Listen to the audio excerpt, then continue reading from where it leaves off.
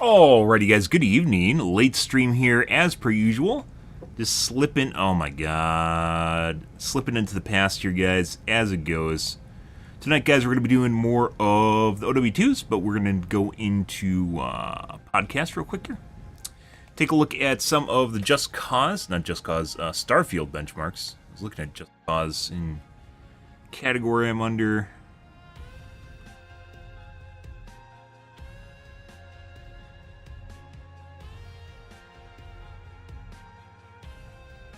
Pretty good. Take a look at the tubes here real quick here, guys. Play some Gamaz here tonight. As it goes, late night games, guys, in general. Fun. Hope you guys are having a wonderful evening, though.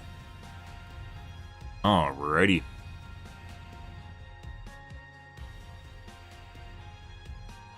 Good. Happy set sun, guys. Hope you guys are having a wonderful evening so far.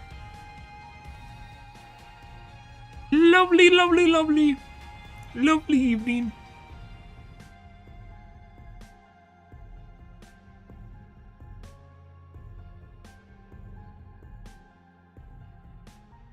Okay, got my coffee brewing. Should be about done here.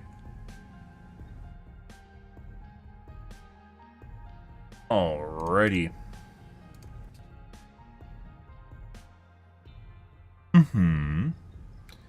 Let's see.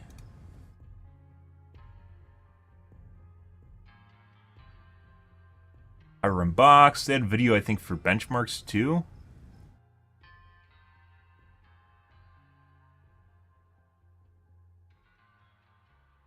Flexible circuit board factory. Flexible circuit boards, which are for flexible phones, are kind of a gimmick in my opinion. I don't think they're really...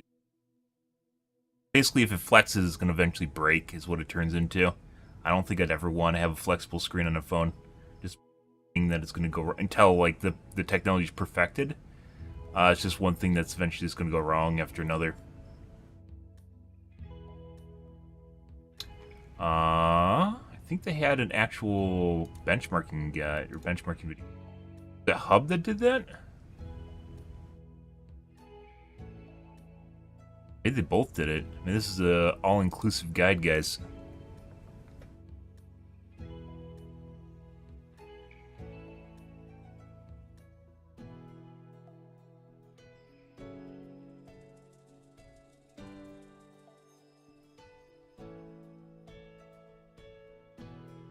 Good. Okay, I'm gonna grab my coffee, guys. Be right back.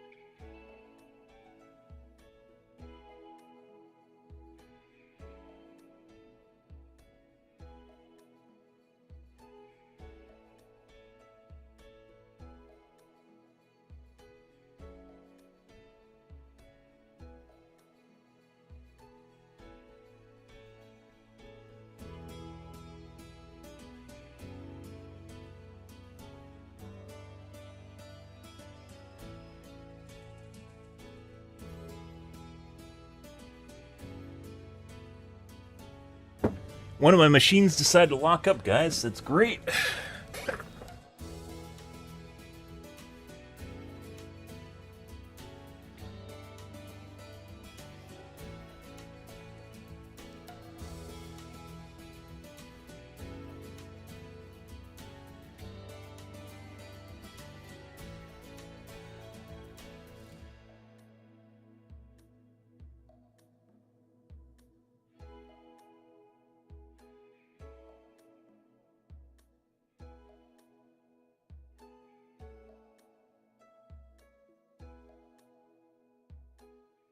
Um...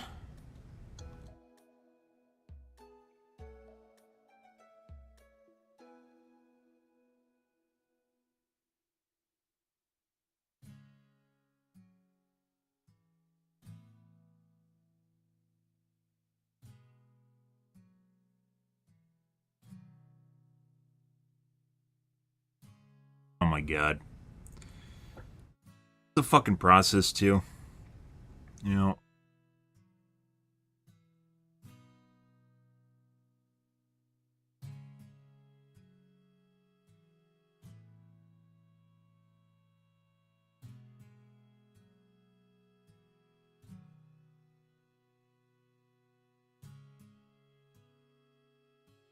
My rig's just randomly, like, reboots for some reason. I still don't know why. Hmm.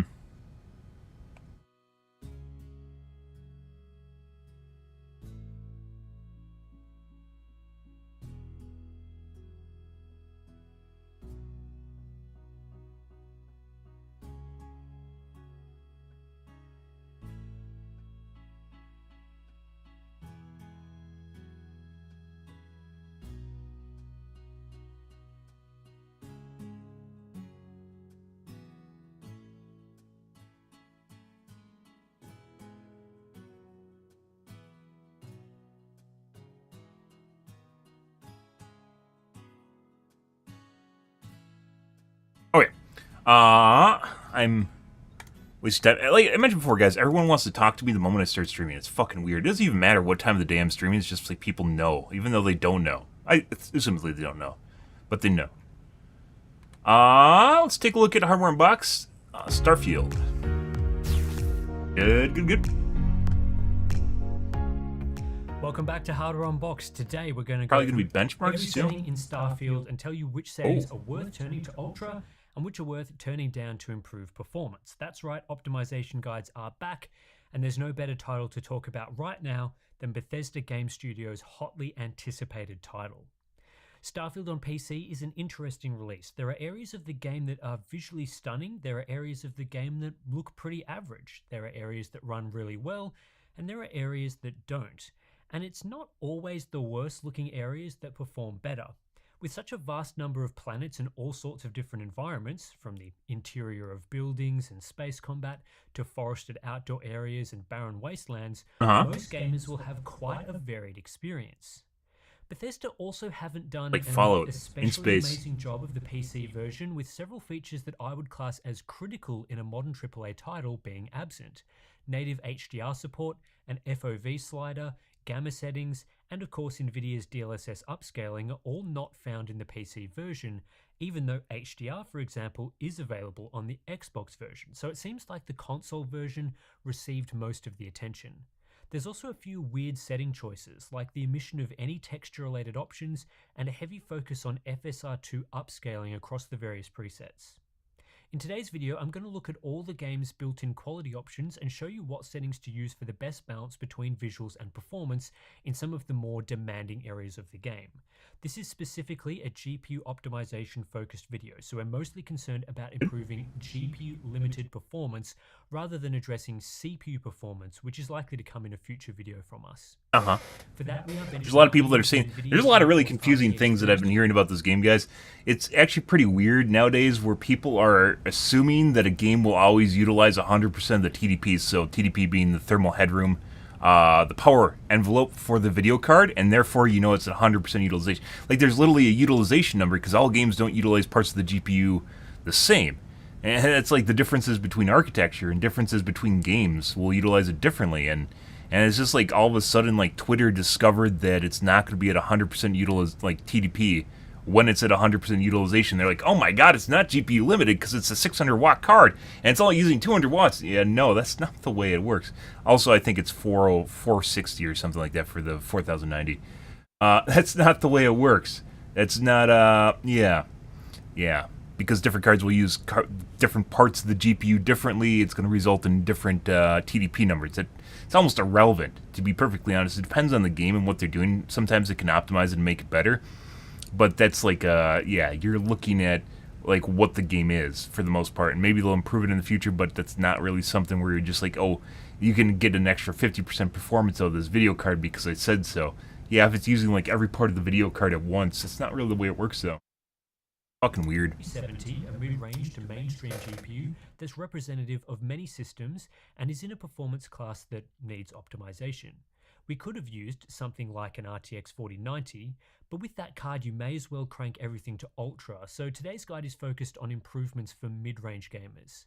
However, as I said, we are looking at GPU limited optimization, so the CPU used for testing is the AMD Ryzen 7 7800X3D with 32GB of DDR5 6000 CL30 memory on MSI's MPG X670E carbon Wi-Fi motherboard. This keeps a GPU limit firmly in place, though again we'll assess CPU limited optimizations later. All game visual captures that you'll see throughout the video are taken on an NVIDIA GeForce RTX 4090, the beefy Asus ROG Strix model, and that's so we can provide high frame rate 4K quality comparisons. We recommend watching this at YouTube's maximum 4K quality mode. Yeah. We're only going to be looking at footage and comparisons from the first 2 hours of the game up until you reach the first major settlement to avoid any spoilers. This is an exploration game after all, and I'm sure you'll want to discover everything for yourself rather than having it shown to you in this video. And before we get into things, each quality setting is also because it's easier and performance section. The performance data is captured in a benchmark also because it's class. easier. It's designed to give you a look at the impact of a setting on typical game performance, rather than spot checking FPS numbers, which isn't as accurate or representative of typical gaming. We've used 2 areas for benchmarking, one in New Atlantis and one in a forested area, which is some of the most GPU intensive areas we've found playing the game. However, like I said, Starfield is a varied game, so performance improvements will differ depending on where you are, but we feel testing in the most intensive areas sets a good foundation for the rest of the game. First up, a discussion on VRAM usage. Starfield plays well on cards with 8GB of VRAM or higher, and even 6GB at lower resolutions. Even on an RTX 4090, we rarely saw VRAM usage exceed 8GB, so it seems the game is working hard to keep VRAM usage below this level, rather than scaling up to As good streaming textures does. GPUs. This is great news for gamers with mid-range GPUs that are mostly 8GB these Properly days. configured texture streaming and video card memory doesn't matter. GPU has the performance for Which we 4K talked gaming about, is another which is question. why I thought it was completely blown out of proportion when they were tooting the horn about it constantly. This means the game hasn't been properly optimized for textures. The choices of GPU manufacturers, it's pretty clear playing texture streaming. the compromises this has made to visual quality. There is quite a variety of texture quality in the game, ranging from good, without being amazing, to downright awful, especially viewing some objects at a mid to close distance. LOD viewing distances are also not amazing when looking at vast open areas compared to other recent games. There's no ray tracing either, a setting that typically increases VRAM usage. This leaves me a bit disappointed, as owners of higher end GPUs with 12GB or more of VRAM could definitely have benefited from an Ultra HD texture pack type of setting in the game. Texture scaling is practically non-existent, which isn't ideal for owners of, say, an RTX 4090 with 24GB to use. There's 4 main presets in the game which adjust the main settings as well as the render resolution, and all apply FSR2 by default. Render resolution is like one of the last things you'd ever change. What I would consider the last thing to change in the game, even if there's like FSR in the game right here, upscaling. Render resolution, in my personal opinion, is like the last thing you want to turn down. 5% resolution scale, high at 62%, and medium and low both at 50%. This has quite a significant impact on visuals even without looking at the other differences. At 4K, both high and ultra look okay, but there's a pretty drastic decrease in image stability and detail, along with an increase in jagged edges when using medium and low. Take a look at this element, for example, and how much more aliased it looks on medium and low. Now let's turn off FSR on the medium preset and compare that to the default medium preset with 50% render scale.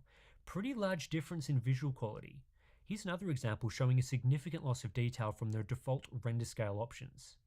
That's not to say that resolution scaling is perfect with high or ultra either. In some areas I spotted noticeable stability issues even without moving, which is a common artifact with FSR2. These issues are removed when you change the upscaling option to off, which appears to revert to a native TAA presentation. For those after the best visual quality, using the Ultra preset with FSR2 disabled is definitely the way to go, and for those after medium or low, you'll see significantly better image quality if you increase the render resolution after applying those presets. And I should note here that everything has been tested with dynamic resolution off to allow for consistent results at the same resolution. Outside of resolution scaling, there isn't a massive difference between the ultra and high presets. So for most gamers that just want to use presets, as always, I'd recommend high over ultra. Shadow quality is lowered slightly, as are a few other effects. The biggest difference is in foliage draw distance. The high preset culls a bit of grass in some areas, though if there's no grass around you probably won't notice this. Medium drops all the previous settings one notch again, so further reductions to shadow quality, effect quality, reflections and draw distance. The image doesn't have as much depth as Ultra, but this preset is still highly usable provided you increase the render resolution, as that has by far the biggest impact on the image. Meanwhile, the low setting drops everything again. Shadows become noticeably weaker and foliage draw distance is hit big time.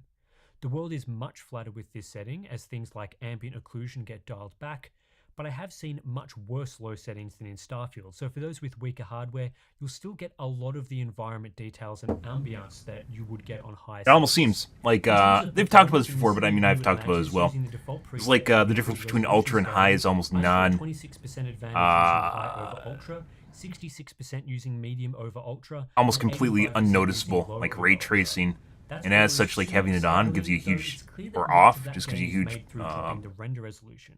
With FSR2 disabled, the high preset is now just 14% faster, the medium preset 32% faster, and low just 47% faster, which probably won't be sufficient for most gamers. For example, if you're only achieving 40 FPS in the city, dropping from ultra to low without also dropping the render resolution will see you fall just short of 60 FPS, which isn't great. What? Percentage gain overall. These are two charts that basically tell you the same thing. Why do these exist? What? Okay. Yeah, I guess that there's that. Tested, the performance differences are much larger. The default presets see a 58% gain moving from ultra to high, a 99% gain moving from ultra to medium, and a huge 152% gain from ultra to low. Given these are some of the most intensive areas we've found so far, mid-range gamers should definitely be using the high preset at most. Without upscaling, high delivers a 29% improvement in this area versus ultra, and medium a 43% improvement. These are the two obvious presets to use for most gamers. Ultra just isn't worth it. The setting with the biggest individual performance impact is shadow quality, so let's look at how visuals differ. Shadow definition is the sharpest on ultra and a bit blurry on high. Medium looks very similar to high, while low sees shadow detail drastically reduced. While ultra does look best, I think high doesn't hurt the experience all that much, and you'd see similar shadow quality that high produces in other games. Also important to note is shadow draw distance is affected by this setting. Ultra has excellent draw distance for high quality shadows, only peeling back to lower quality shadows after a fair way. The draw distance with high is reduced, but not by a deal-breaking amount. It's when we get to medium that I felt I could notice shadow pop in during regular gameplay, while with low it's quite distracting as shadow quality changes very close to the camera, and at a medium distances there's quite a huge drop off. When we look at performance, you can see where the lines blur against each other, and you can see like the sharp contrast between the two. The area dropping from ultra to high provides I guess this is too boring with one chart. I don't understand this. 9% performance improvement on average, which I feel is good given the visual difference. Medium though, it's hot as shit, too, guys. Gain over high, and low is definitely not in October, September in Wisconsin. This does change in the don't worry. Area though, dropping from climate change is fake. It's volcanoes. Improvement, which is absolutely massive for one setting, and is why I'd strongly recommend gamers use high shadows in this game. Medium over high provides an additional 12% gain, a good choice for those that need extra performance. Low is also 8% faster again here, but I feel that that's hard to justify. Indirect lighting is supposed to change the quality of global illumination, but as far as I can tell, this setting does very little. In the opening 2 hours of the game, as well as several planets further along in the story that I won't show to spoil it, I saw essentially no visual difference even between ultra and low. Now there may be some areas much later in the game where this setting, like the side of the excavator here, is blurrier on low. Right here, you can see it looks hazy. Once again, depends on texture streaming. It does make a difference, but I haven't found it yet. I also saw no performance difference from this setting, which backs up what I saw visually. Steve also confirmed this on his system benchmarking the game, so who knows if it's broken or just something that only has a minor impact in some areas of the game, but it's not a setting to be concerned about. Reflections is a pretty straightforward setting. This one controls the resolution and definition of in-game reflections, which you'll see across many surfaces such as water, glass, and some metals. High looks the clearest, low looks the worst and quite bad in my opinion, with medium closer to high though noticeably reduced. Particularly in city areas and indoors, there are lots of surfaces that are impacted by this setting, so higher is better. In the New Atlantis area, I saw a 3% improvement dropping this setting from high to medium and 4% using low over high. For this reason, I would avoid the low setting, and generally I would only turn this setting to medium if you needed additional performance, so it's one of the last settings I would turn down. In the forested areas and on other planets, the performance impact is much smaller, just a 1% difference here on average. Particle quality is another setting where I couldn't really figure out what this setting impacts visually. I saw little to no difference shooting weapons, looking at explosions, observing fires, or assessing smoke effects. There likely is some impact. I'd say it's probably going to be CPU overhead. Here somewhere. I just couldn't find Particles, depending on how they're generated, can be CPU heavy. I only saw a small 2% improvement to 1%. Depends on the generation type. From high to medium, so I'd probably do that. But again, I'm not really sure what this setting does in terms of affecting the visuals in the game, so seeing a small performance improvement between a couple of settings makes sense. Volumetric lighting affects the resolution and accuracy of the volumetric effects in the game, so things like rays shining through a window, light blooming into a bit of fog or mist. The difference between each setting is very subtle. In fact, I saw little difference at all between high and ultra. When set to medium, there is a drop in quality, but for most gamers, you probably won't even notice. And you could say even that, medium is just artistically different to ultra. Low seems to blur out the volumetric effect a bit and reduce definition, though it doesn't remove them entirely. So again, could be worth using. One of the only ways I was able to discern a difference here was to look at the definition of volumetric effects in motion, where medium is a drop compared to ultra. I really had to look for this though. In many scenes, it has next to no obvious difference, making it a great candidate for optimization. In New Atlantis, I saw a 3% performance improvement, dropping the setting from ultra to medium, and there was a 5% gain from low over ultra. In the forest area, I saw a 2% gain for medium and 3% gain for low. I'd recommend using medium here with low if you need extra performance. Seriously, don't be afraid of using low here. It doesn't disable this effect and the game still looks good. Crowd density controls the number of NPCs spawned. The best way I can describe this is showing our benchmark passes. Using the high setting, I counted roughly 70 NPCs through the pass, medium had about 60 NPCs, and low about 45. Changing this setting doesn't immediately drop NPC count in your viewport, but it does appear to control the rate of NPCs that spawn in as you move around the world. High makes the world feel the most dense. This setting has little impact when GPU limited. In the city area where there were a lot of NPCs, I saw just a 2%. Some of these settings are definitely CPU related. Something to further explore when CPU limited in a future video, but for GPUs, I'd probably just leave this on high. Good evening, Izzy. Motion blur is a classic feature that most gamers will be Happy familiar fucking with. set, son. Unfortunately, Starfield combines camera and object motion blur into the one And Slain. setting. So as you turn down motion blur from high to low, the quality and blurriness of both camera and object blur reduces. It would have been nice to see the low setting, for example, turn off camera motion blur while preserving per object blur, which is a configuration some gamers like. The quality of motion blur in this game is generally okay, though personally I like to disable this feature. There's not a huge difference between the three motion blur on settings and only a 2% gain on average from disabling the feature entirely. I recommend setting it to off, but this is a personal preference thing. GTAO quality controls ambient occlusion quality, and this typically manifests as a difference in the resolution and apparent strength of shadowing between close objects like a pipe and the wall or the corners of a bookshelf. There isn't a huge difference between ultra and high. Ultra is slightly good. No aliens tonight. Starfield benchmarks. There's not even benchmarks. Starfield, you'll notice the flattest world and lack of depth. This setting is very similar to Things ambient good? occlusion settings in other games, so you might be familiar with the impact it has. I was expecting maybe some INI tweaks, but usually those take a little bit to come out. Which isn't massive. And I believe there's mods out. So like one of the benefits of playing Starfield, basically, it isn't really playing it late. We're playing it on the launch day, which is the 6th, even though all the streamers are playing it on the, the 31st, because that's when the premium edition launches. The benefit being is there's going to be mods already out for the game. fixing a lot of the teething issues that are out on day one, well before Bethesda does, which is pretty great in and of itself. I still don't understand why there's two graphs here. High is worth using over medium. The low setting drops quality a fair bit for a very minimal uplift in performance, so it's not worth using. In the forest areas, the impact from this setting is less than in the city, but still a small gain using high instead of ultra. Grass quality is an extremely straightforward option. The higher the grass setting, the longer draw distance you will see for foliage, and the more foliage you will get in general. The areas where you can see far into the distance, ultra to high to medium, all has a predictable cadence of grass reduction. Wow. Low then really peels things back to the point where even close grass is affected. In areas with a shorter view distance, it's really only Jesus Christ, it like makes the planet look like it's completely different. Can also be noticeable.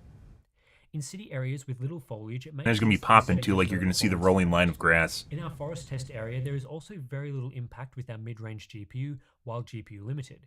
Only the low setting saw a 2% performance improvement at a huge cost of visuals. I'd recommend for most gamers setting this to ultra, provided you are GPU limited, and we'll explore CPU limits in the future. Contact shadows is a very subtle effect in Starfield to the point where I found it almost impossible to tell the difference between ultra, high, and medium. In most scenes, the time of day difference with shadows moving slightly from capture to capture is more noticeable than any impact from this setting. The one exception to this is the low setting, which does reduce or eliminate some contact shadows, such as here. It's no surprise to see that contact shadows has a minimal performance impact. In city areas, I saw a small improvement from medium versus ultra, and similar in the forest areas. A reasonable 4% gain is achievable using low, which I'd recommend for gamers after the biggest performance increase, as the low setting is still relatively subtle overall. I believe so.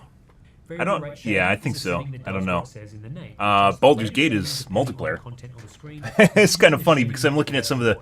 We're still gonna play Starfield regardless of the way the Twitter consensus comes up with. Everyone's supposed to refund. Everyone's supposed to refund Starfield or whatever. I don't give a fuck. I played Cyberpunk on day one. I really enjoyed it.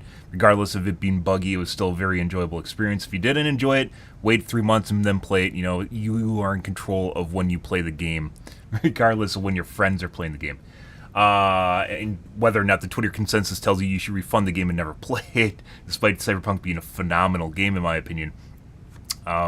Starfield, we're definitely going to play it, despite the fact there's a lot of people comparing it to Baldur's Gate and saying, why would I play Starfield when I can play Baldur's Gate? You can play both games, so, like, they aren't really, this isn't a multiplayer game, like, it's a single-player experience. I didn't see any noticeable difference between the setting on or off, and the default is on for all presets. There may be some areas where it has an impact, I just didn't see them on a general look throughout the game. It also has a minimal performance impact. Turning off VRS only dropped my frame rate by 1%. I am currently kind of tuning out the noise of Starfield right now. So I don't think there's really any way to spoil it for the most part. Like, people are going to die or whatever. And you can actually, like, it's a Bethesda game. You can basically kill anyone. So you can safely tune this to your liking. Depth of field has no performance impact for general gameplay. Fucking hate depth of field. Deliver a 3% improvement to performance for character interactions. When you talk to a character, it zooms to their face and blurs out the background. Disabling depth of field disables that blur effect and slightly improves. So it doesn't do it in the normal gameplay. I fucking hate depth of field. For general performance throughout the game.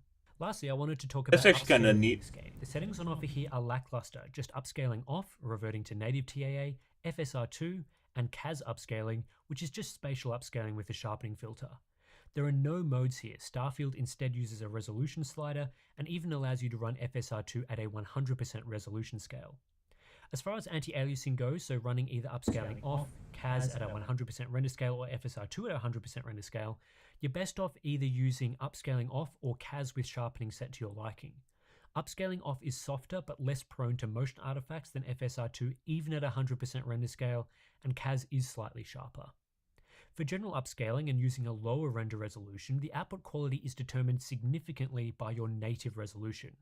CAS is garbage at upscaling, so I wouldn't recommend it. Seriously, the 50% render scale image using CAS is not safe to show on this screen. You'll instantly be sick and regret ever seeing it. It's that awful. FSR2 in the game is okay, but it suffers from some of the known flaws with FSR2. That was a joke. You just made a joke, guys. This game's implementation actually handles tree foliage quite well, something we've seen it struggle with in other titles. Grass is also, it's okay, there is some sizzling, and typically FSR2 reduced ghosting compared to running native TAA with upscaling off. It's other elements that still suffer from flickering and stability issues, especially any textures or geometry with straight, clean lines. There's a lot of that throughout the game, the interiors of ships and buildings in particular. FSR2 also reduces fine detail when used on lower settings, like a 50% render scale, which can make the presentation look a bit blurry or muddy. Whether or not FSR2 upscaling makes sense to use depends highly on your native screen resolution. At 4K, I thought it generally looked good down to around a 67% render scale, which corresponds to the FSR2 quality mode in other games. 75% is used for the Ultra preset in Starfield, and to me, that's a fine setting to use. The high preset uses 62% though, which I think does introduce some artifacts at 4K. At 1440p, FSR2 struggles, and this is something that we've seen before in other games. The native TAA implementation isn't amazing at 1440p either, but even using FSR2 at 75% at 1440p sees a noticeable drop in image stability. Anything below 70% doesn't look all that great, and at 50% I'd say the image quality is pretty bad. 80 or 85% is probably the limit for reasonable image quality using FSR2 at this resolution, but that doesn't exactly provide a huge performance uplift. At 1080p, I find it difficult to recommend upscaling at all. The native TAA does struggle here, but FSR2 struggles more to maintain a stable, clean image. This isn't a very good outcome, as the lower presets like medium and low set FSR2 to a 50% render scale, which at 1080p looks atrocious. I think that's a big mistake, as gamers with weaker hardware are more likely to be playing at 1080p on lower quality presets. Unfortunately though, it also might be the only viable way to get decent performance on a lower tier card. As for upscaling performance, these are my results at 1440p on an RTX 3070. Using FSR2 at 100% render scale saw a 6% performance drop versus native at What is worst CAS? quality in my opinion, so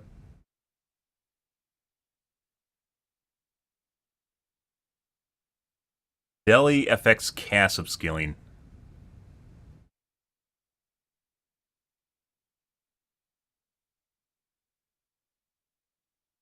Designed to support dynamic resolution scaling.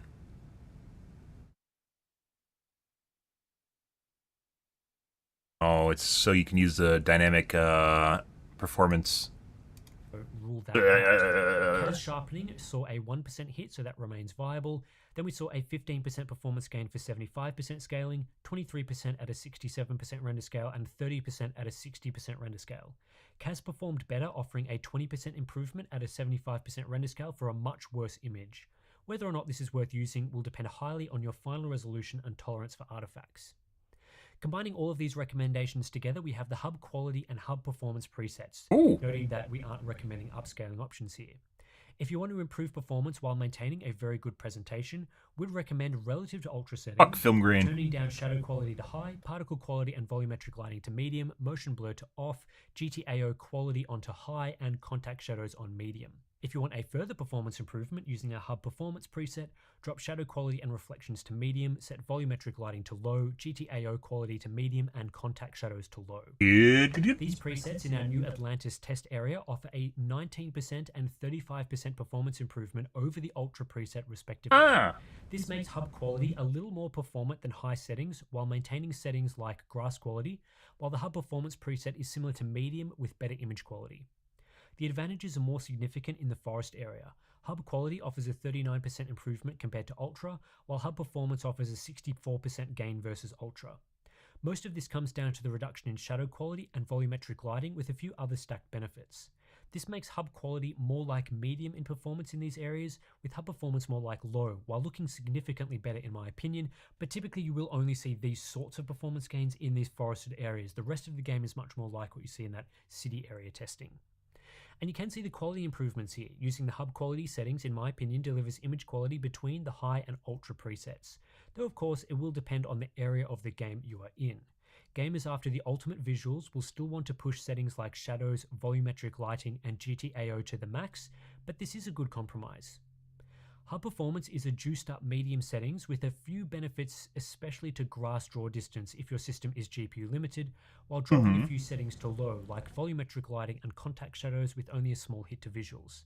This configuration doesn't look as good as the hub quality preset, but it is still a great way to play for those with mid-range GPUs that aren't satisfied with the presets on offer and want more performance. Overall, it is possible to improve Starfield's performance on PC with only a small hit to visual quality, leading to a more balanced experience than what Bethesda offers in the game through presets. On my RTX 3070 system, ultra settings without upscaling at 1440p wasn't a great experience, as I was only getting around 30 to maybe 40 FPS in the most intensive areas.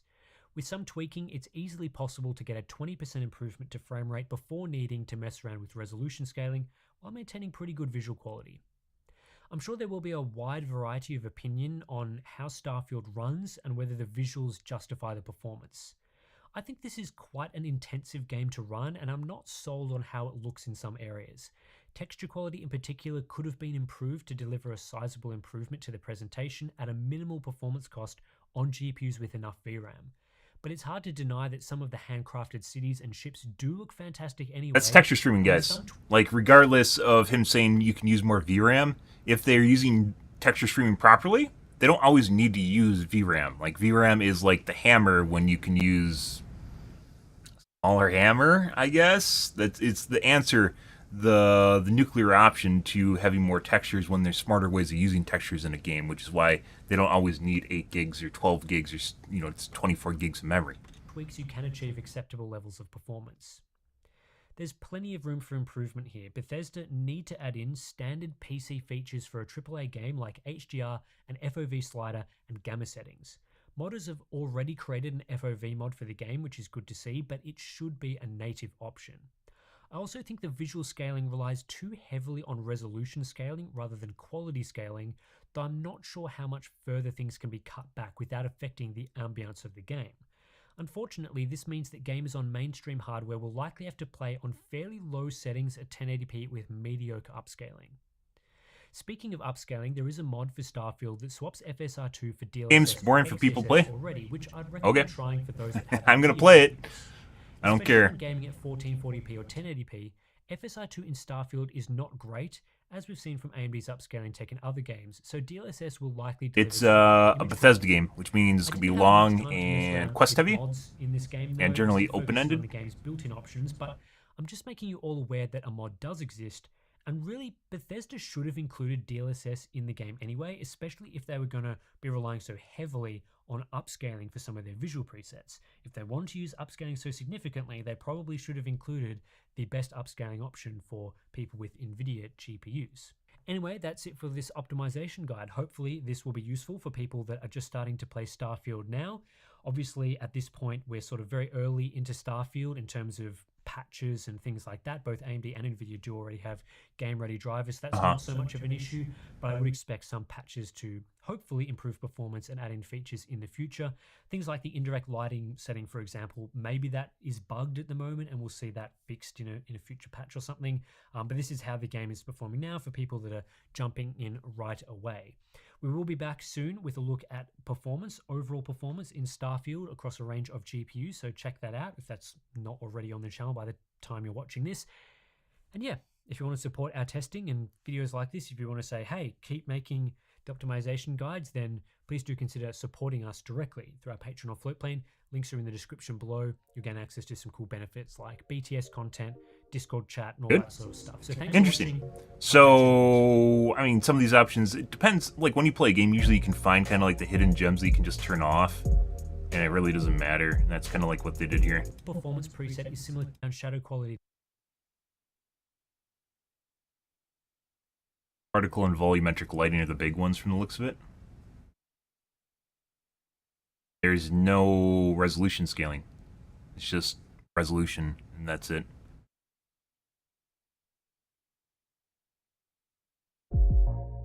Okay. Kind of curious.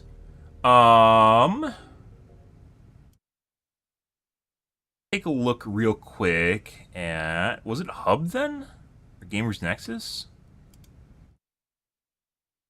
Starfield benchmarks. They did. Let's take a look at this real quick here, and then we're going to move on. Today we're benchmarking Starfield, Bethesda's Skyrim in space. Fun fact, in one of the retakes, I called it Skyfield, so we've really made it Skyrim in space, whether or not they want to be branded that way. We have some cool research tests here. We've done a lot of performance benchmarking. The game launched in early access about 16 hours ago at the time of filming, so I've been here all night running those tests and really excited to talk about some of our findings for it. This is cool because almost certainly there will be driver and game updates that will change the performance. So getting something done early allows us to collect some interesting historical data as those patches roll out over time, so we can plot the trend and see how the cards are improving. Now, for Intel, because you can't divide by 0, their improvement will be difficult to calculate. It doesn't work on Intel Arc right now, and that's a known issue. Intel has acknowledged it. They said they're going to have drivers ready on the public launch day. That's kind of a big deal. That's kind of what you sign up for with Arc at the moment. And this was an AMD exclusive title. So it launches with FSR. Intel's behind the ball on the drivers because maybe it seems like they got access the same time we did, which was the same time everyone else was able to, if they paid the $100 for it. And NVIDIA, they've got a driver, but it looks like that might have some updates anyway. So given that a lot of people watching this are probably planning new PC builds around Starfield and other games, a ton of them coming out right now, we have our own exciting launch with this, which is the 15-year anniversary mod mat. The new GN15 PC building mod mat is launching as part of this benchmark video instead of putting an outside sponsor in this spot. And it's launching on store.gamersnexus.net right now. This special new anti-static conductive mod mat is our best one yet, and it's part of our GN15 round of products. It's our newest large mod mat at 4 feet by 2 feet or 122 by 61 centimeters for PC building and parts modding. We just received this at the warehouse alongside our GN15 shirts, and both will be shipping out soon. Length orientation for keep on Mac, guys. So especially when it comes in as hot as Starfield did, we immediately set forth trying to collect some data on how does it just perform in general in different environments of the game. So we'll be talking about that a lot today. Came in early access at 8 p.m. Patrick and Jeremy set up the benches for me during the day. I shifted my schedule, basically came in right when it launched, worked through the night, and then Jeremy and Mike came in early to help me finish up the testing and the editing. So to my team who enabled all of this and my overnight obsession benchmarking, thank you. We've got some cool content. All right, so these tests used the latest NVIDIA and AMD Day 1 drivers. We have fresh bench-to-table benchmarks. And again, Intel's not on here. It doesn't work yet. There are a lot of different ways to test games, and so there's going to be a ton of room for differing results. As for our approach here, the choices we made included disabling FSR, disabling VSync, and also disabling variable rate shading, as well as dynamic resolution. These will impact results compared to tests that might leave them on, so you should look at the numbers largely against themselves and avoid cross-comparing if there are unknown variables in the Anything dynamic, guys. Our reasoning for turning those things off was mostly just to control the test environment. So FSR, for the most part, it's fairly predictable scaling. So we're testing at native, and then from there, what we care about is the relative distance one card to the next. We might revisit this with additional specific FSR testing in the future, but since things are kind of in flux right now with the game and drivers and everything, we kept it very simple with just... So Gamers Nexus went with the, not Gamers Nexus, Hardware Unboxing went with a different angle here. Instead of benchmarking the game, they went for an optimization guide. As well. So basically day one content. Fairly simple high and ultra settings. We have some medium and low in there as well. And we ensured that dynamic resolution features were all completely off, tested at 1080, 1440, and 4K in the old school method, which is just the resolutions as they are. Our goals for finding a test location primarily revolve around a couple of things. One is repeatability, of course. So we can't have too many random elements like surprise combat, for example, happening in the test scene because we need that reliability. The second point is that the test location should be close to a worst case, but ideally it's generally representative of gameplay. So it's not the absolute worst like case cities possible. It's more of like if it doesn't have combat in it though, that kind of shits all over your tests because then it's not really scenario, in other words, but still a heavy work is possible. It's more of like a heavy load, like a city environment, for example. That's what we end up choosing. Problem with that though is if there's no combat's a big part of the game. It could be taxing too, and if you don't include it, are you really testing the game? Still be a common gameplay scenario, in other words, but still a heavy workload. For this process, we captured the frame times for the first couple of hours of play and logged them. This included the tutorial cave, the initial outdoors location on the moon or asteroid or whatever it was, the ship, takeoff, space flight, combat on foot and combat in space, Crete There you go. and its indoors research lab, and New Atlantis City. Games are highly variable dependent on location, and choosing a location has all the impact on the results that sets us up for long-term benchmarking. This research was captured on a 4060 Ti at 1440p and high. We want to emphasize here that the settings on the card are basically irrelevant for the research stage, other than one important thing. Prior to getting all of the GPUs involved, we start on one card, and that card's job is to be GPU bound. We want it to be around 50 or 60 or so FPS, generally speaking, assuming that there's sufficient CPU headroom, and there is here.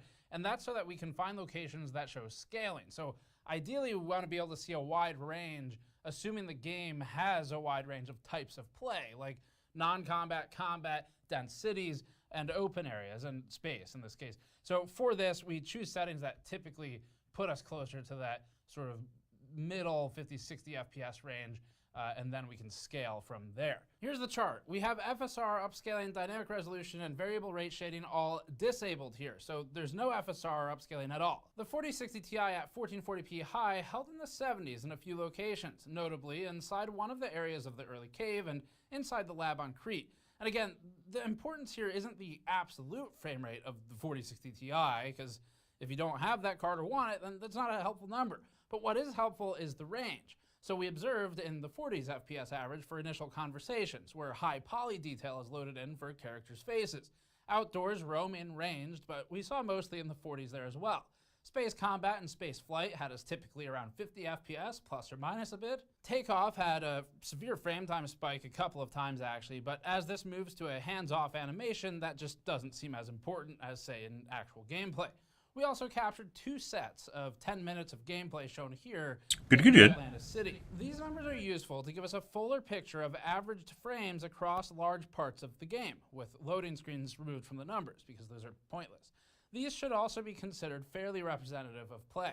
We're going to spare you all the details of going over each of these numbers individually and talking about it, and if you want to learn more about sort of our selection process for benchmarks, you can check out our sample size test for CPUs recently. We show a lot of the behind the scenes for that. But there are 2 important entries at the bottom. One is called all gameplay average. That's the average FPS and 1% of each number above it. In other words, we're producing a common frame rate of 53 across all scenarios tested, including averaging the tests in the 70s. And that's across the first few hours of play by measuring in different areas. Once we had this number, we chose an area of New Atlantis City that was fairly close but leaned slightly heavy. That way we have a representative sample of a higher load city, and the end result was 48.6 FPS average here. Remember that it's possible there are areas later in the game that are heavier, but given that we captured, again, a couple hours of play and came up with these numbers, we think the test area selected is a safe, sort of lower end frame rate representative of this at 1080p. And here we found that the 4060 Ti at 1080p held an average Fast-forwarding, 53 FPS at Ultra, improving by 17%. Like 10 minutes of him talking about testing methodology. And remember, the previous chart was at 1440, so that's the change here. Yeah. And cutting that to medium 5 minutes. gave us an additional 60% frame rate. Cutting that to low boosted us to 82.6 FPS, or another 16%. Bethesda has remarkably consistent scaling percentage-wise from one preset to the next here with our sort of dynamic scaling changes. That makes it seem very intentional how they assigned these settings. Doesn't necessarily mean it's well optimized or anything, but it does seem like there was some intent here. It's about 10 FPS improvement on this particular card for each graphic settings decrease. One final research chart. This isn't a frame time chart, but rather just an FPS over time chart. We're plotting the frame rate as we played through various parts of the game. This is 34,000 or so frames of data. It's about maybe 10 minutes of gameplay. We truncated the chart to 100 FPS. The spikes above that go to over 200 FPS in like menus, inventory, loading screens.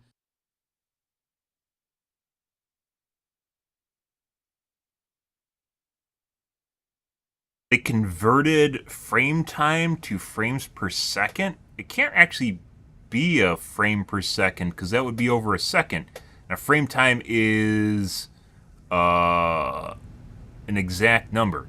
Like it's not an average over time. You can't really. You could potentially figure it out by saying how many. If it's takes 16 ms to register a frame, that's about 60 FPS. If it's actually averaged out to like if it consistently would get that many, like render that many frames in a row at exactly the same time to reach an FPS and a frame in per second, then it would give you 60, but you can't like directly convert between FPS and frame times, what it looks like they did here.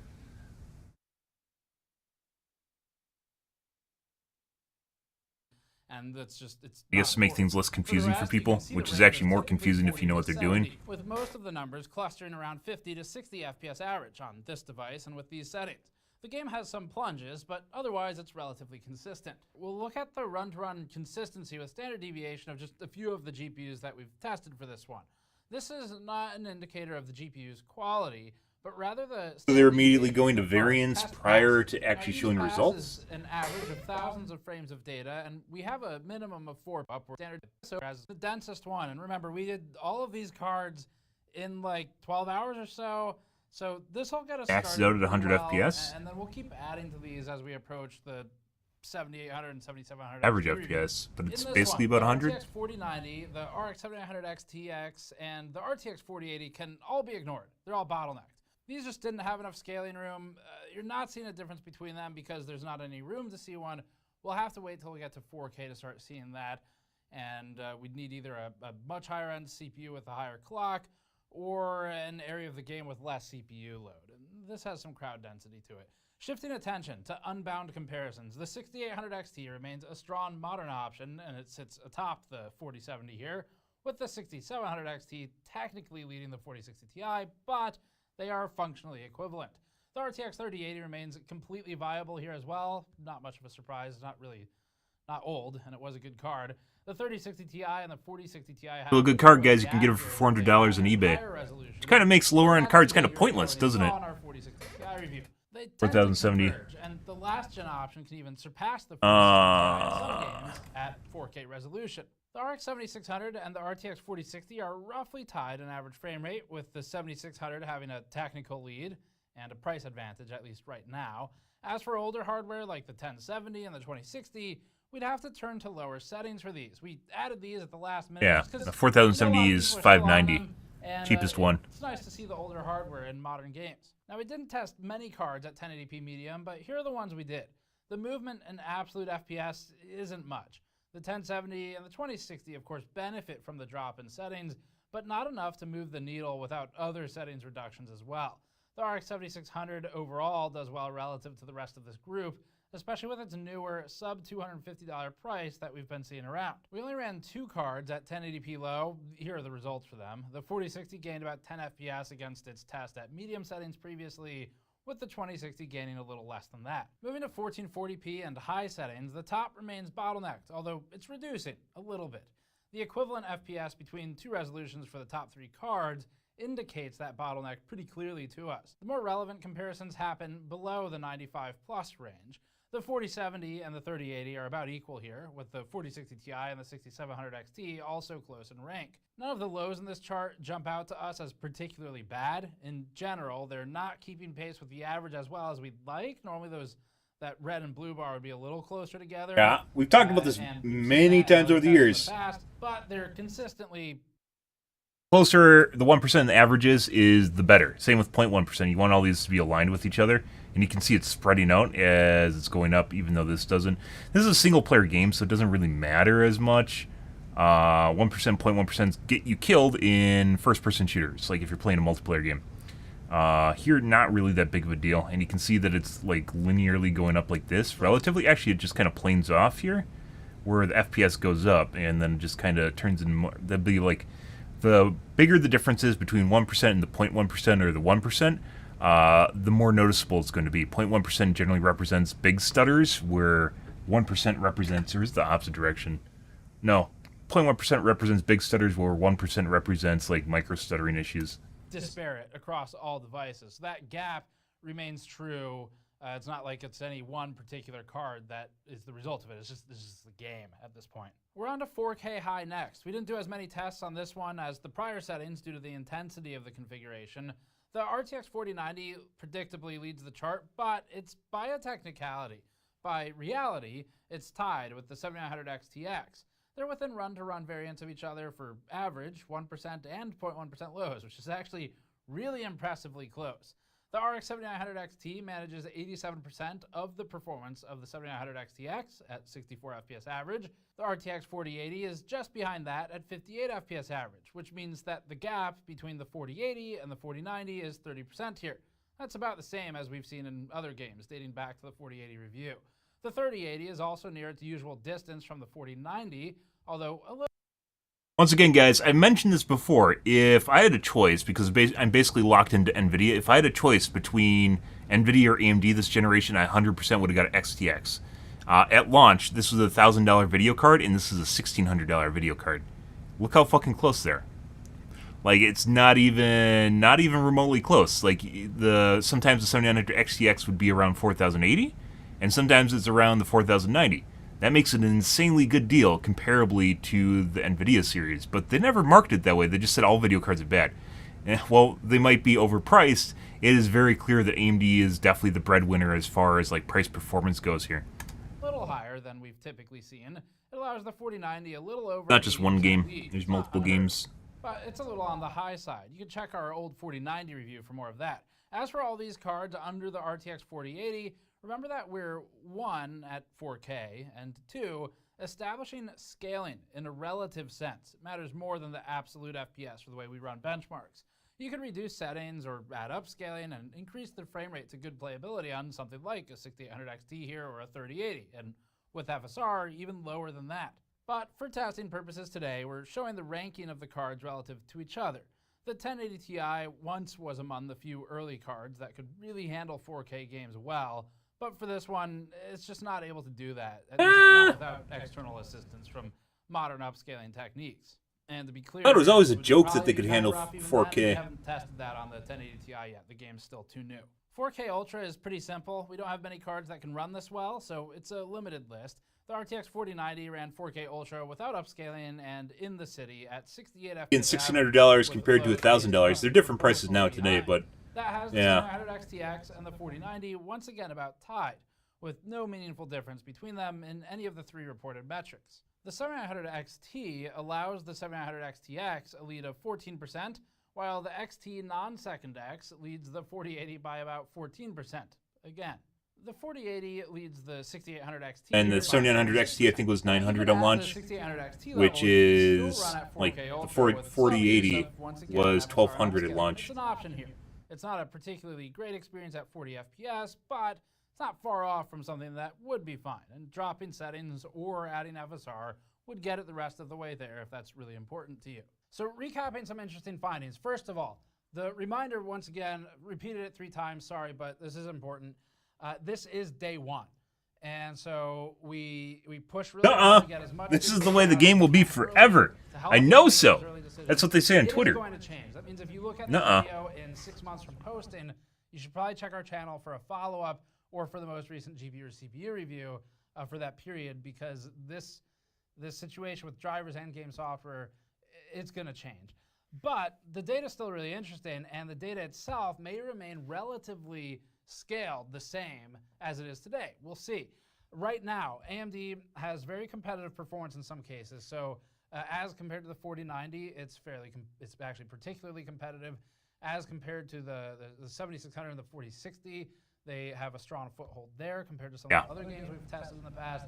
And that's interesting. It may be the case that this is a jump that AMD had with thanks to their exclusive partnership. It could also be the case that this particular game engine or the way it's built in general is benefited by the hardware, the architecture for AMD's RDNA 3, more so or disproportionately so versus NVIDIA.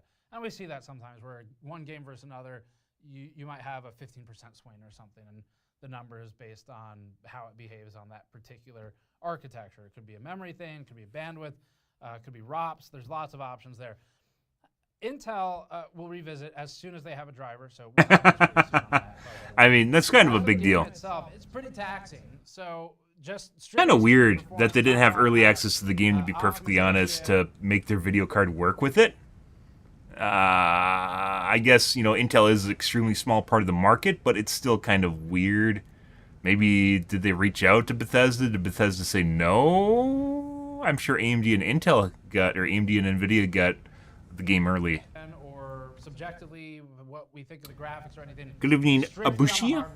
It is a taxing game. The top cut of cards are bottlenecked on other components at, say, 1080p and 1440p, yes. But older cards like a 1080 Ti, a 2060, they struggle a little bit more than we would expect at 1080p. And you get into a situation where, at least right now, with the current game version as of Friday the 1st at middle of the day Eastern, which becomes relevant because who knows when they'll patch it. Right now, those cards need some help. It could be upscaling, it could be a reduction of graphics, but they need some help to really run this well. Now, there is no FSR 3, unfortunately. It's good. There's FSR 2 in there. There's no DLSS yet. I think everyone knows that at this point. And the Intel Arc drivers are kind of an interesting trail to follow as well, because we're not sure if that's an Intel, like the $100+ billion corporation thing, or if that's a Bethesda thing, as in Bethesda. Here every day, guys. AMD. NVIDIA has it working. Doing everyone else's job. It doesn't appear that they have optimizations or many of them yet. We did use the Game Ready driver. Quick cursory glance, it looks like maybe the same as the previous driver. We haven't 100% confirmed that. It's been a long night of testing. But the fact that Intel doesn't have day one support is disappointing. We just don't know which party to be disappointed at right now. It's also not totally unexpected. You kind of know what you're signing up for with Arc. Everyone's talked about it at this point. For now, I think they're starting to plane out. Things, so the settings, we wish they had an FOV slider. It was one of the things I noticed right away. It had kind of limited controls. You don't have many graphics. There's an FOV mod already. Like I said, kind of one of the benefits of not playing on day one is like all the day one stuff is dropping now. Starfield mods. In that sort of case study with the 4060 Ti, seeing the 20 FPS range in FOV changer, 120 FOV, skip launch video, potential Starfield mods. That was pretty useful for understanding Or the sex mods. The plus or minus versus the benchmark area we chose, and we'll keep looking around for more variable performance in the game as well. For now, though, that's it. I'm gonna community patch. There's already a community patch for Starfield. Not in that order, and we'll be back shortly with more Starfield content. Really interesting game to test. It's an exciting time right now. There's a lot of cool games coming out or that have come out, and we're excited to run the numbers on them. So check back for more of that. Subscribe for more. Go to store.gamersnexus.net to grab our brand new GN15 mod mat. It is for the 15-year anniversary. We have a lot of cool diagrams and graphics on it. Some very helpful screw tracking, GPU silhouettes for disassembly, water blocking, stuff like that. So grab one if you want to support us. Thanks for watching. We'll see you all next time. Starfleet Command. Time ago, I remember playing that game. Fun game. It's kind of sad that no one really cares about RTS games. I liked RTS games. One of the things that never trends on Twitch or whatever streaming website you're on is RTS games. I think they take too much thinking or something. Popular. Trending. Starfield FOV. Clean field, AI, no intro videos, clean menu fix. Reshade. Skip launch video. Performance boost.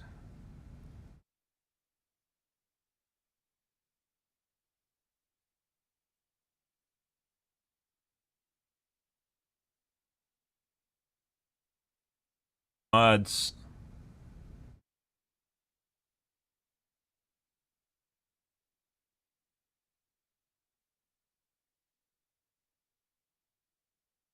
Bar removal. Okay. Killer, don't care. There's a lot of people that were jerking off on social media about the lack of DLSS in the game and like, oh my god, this game's so bad because it doesn't have DLSS. Fuck off. You can play games with DLSS, please. Play with FSR too, I believe, if you're on NVIDIA, so it doesn't even matter. Oh, but I want my DLSS! I know. I know you do.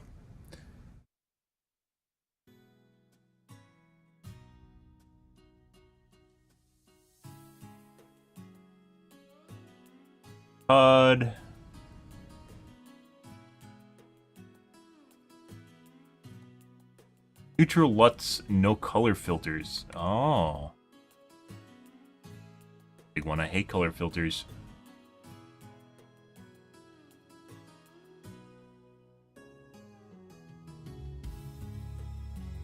to make the planets look atmospheric. Yeah. I can kind of understand why they're doing this. The game probably looks better without it.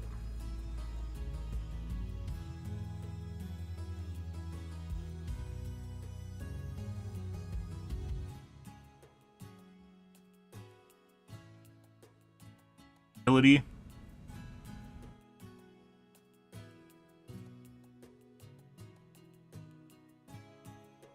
Right. Let's move along, guys. On to the Reddits, and then we're going to play some OWs here. Good, good, good.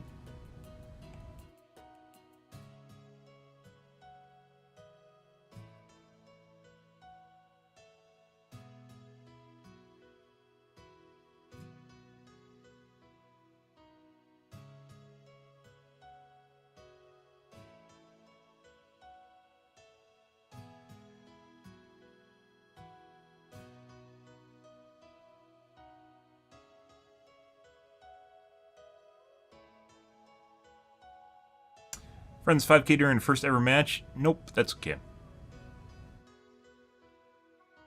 Yep. AMD Reddits.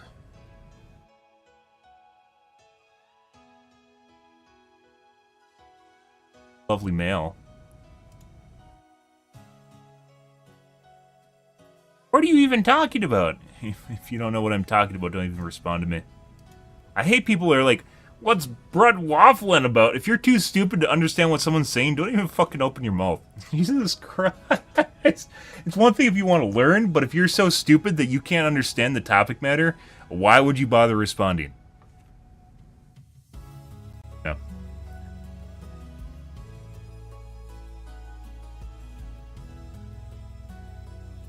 Kind of is like the one thing's like I don't really like about Twitter is Twitter very much downvotes anything, not downvotes internally with the way the algorithm works. If you use any sort of strong language, it will immediately basically down prioritize your post.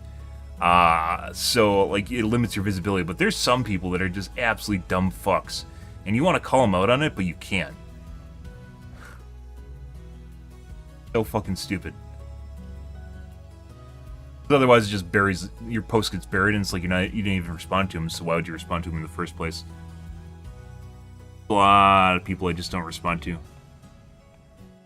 There's usually just insults, ad hominems, just really, really stupid shit, misinterpretations. Although sometimes I correct that, like the stuff that doesn't really make sense, and bother thinking about it.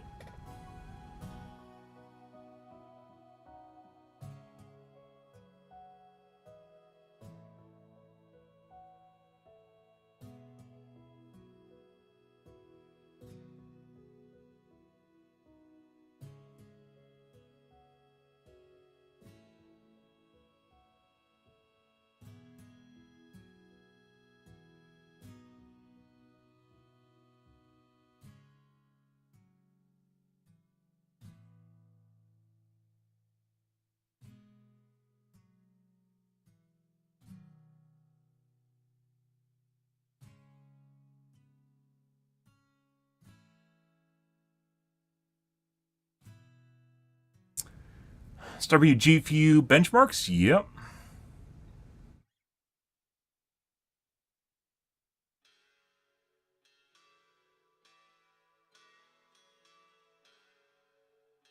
Daniel Owen, no idea who that is.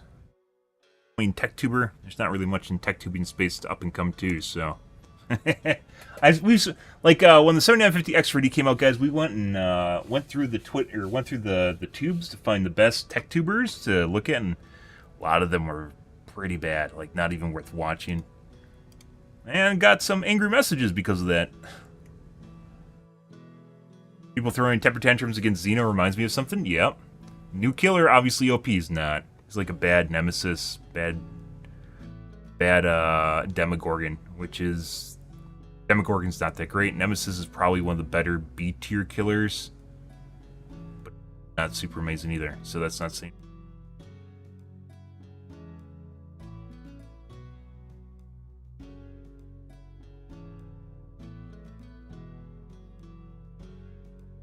Okay, let's move along, guys. Time to do the OWs.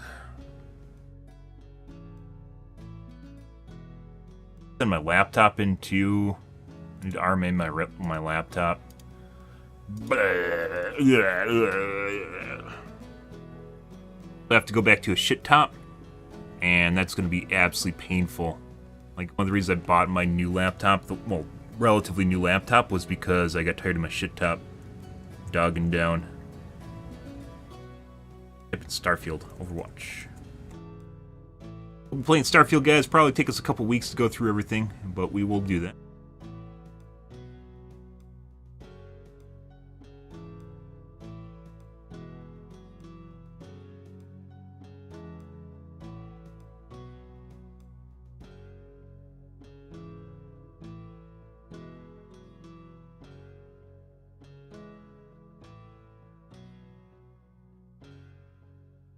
Alrighty, I need to take a piss, wash my coffee cup out, and grab a soda, and then we're gonna gamaz, guys. Initiate the gamaz. Okay. Be right back, guys.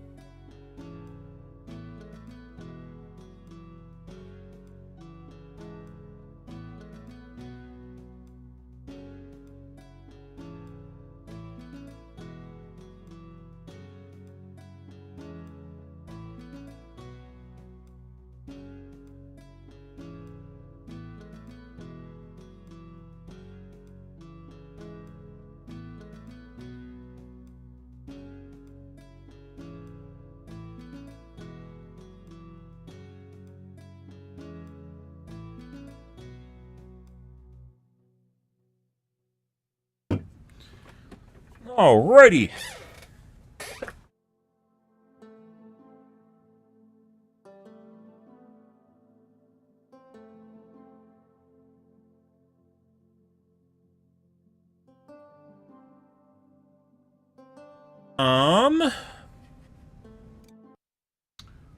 Okay, off we go, guys. Let's play the OW2s. Let's see how many cheaters we get tonight. Oh my god, I love cheaters. I hate cheaters.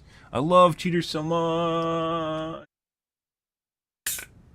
Also woke up really early yesterday.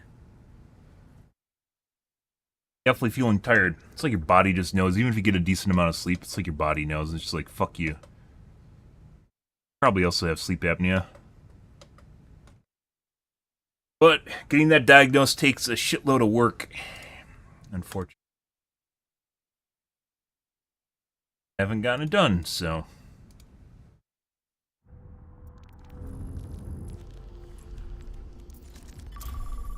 Yep.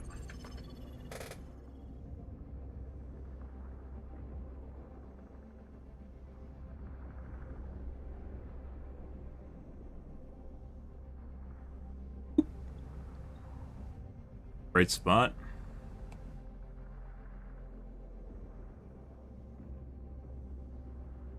Got a wrapper.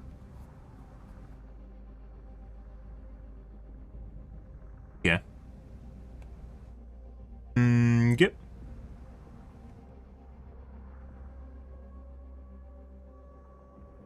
Off we go, guys.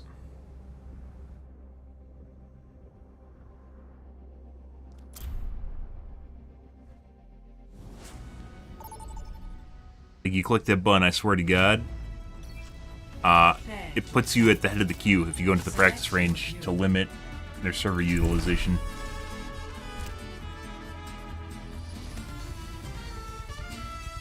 Yeah, I'm off for a first game.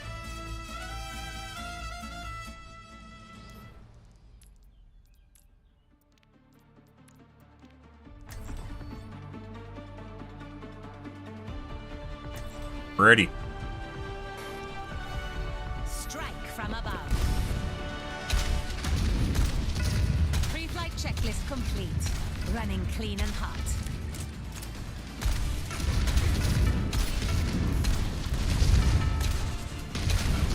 Another day, another mission. Man, I'm so excited. I'll coordinate with you. Remember what we're fighting for. Hello. Have Sauron? I did, didn't I? You call it? Thanks for the assist. Hello. Kahoot! We gonna get 2-tapped immediately out of the gates? Let's find out. Can't wait.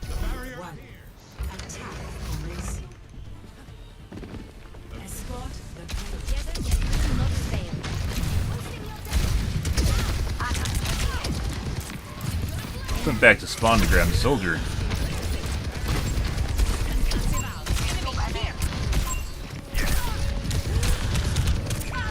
Oh. Showed up late because he went back to spawn, guys. Good. Not good. Well.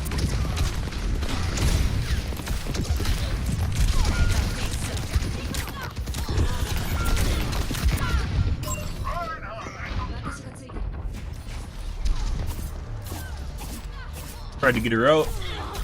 Good. We had to leave. There's like no way we could have set up there. Actually, we could have doubled back. I should have actually tried to go through their spawn. I haven't tried doing that. Oh, he didn't get pushed just now. Pretty sure the soldier's cheating. Good.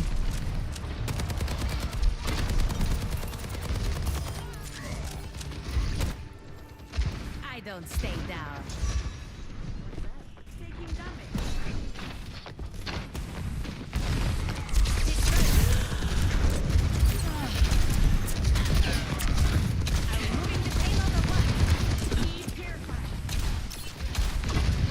Like no angle where I can actually push him. Barry's also incredibly angled, accurate too. Good.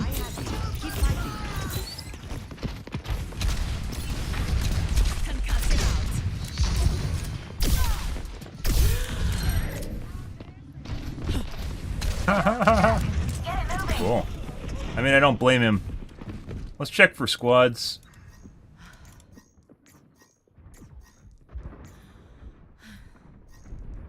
Don't know whether or not that's it shows up if you're in a squad or not.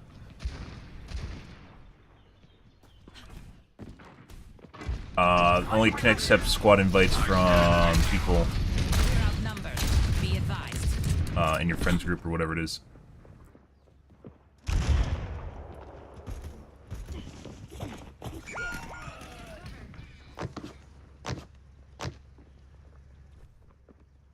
Pretty much. Soldiers 100%. Like I said, so people don't really know people are cheating, guys. They just know they aren't having fun. That's what they know. It's not even competitive. It's not even close. We probably aren't even going to get first point unless the guy toggles off. And Laurie's possibly cheating as well as a soldier.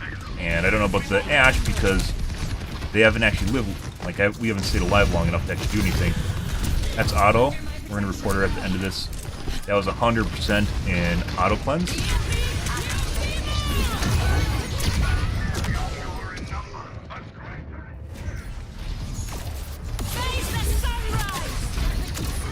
Yeah, so they knew exactly where we were. The Laurie's also cheating. Returning to battle. Taking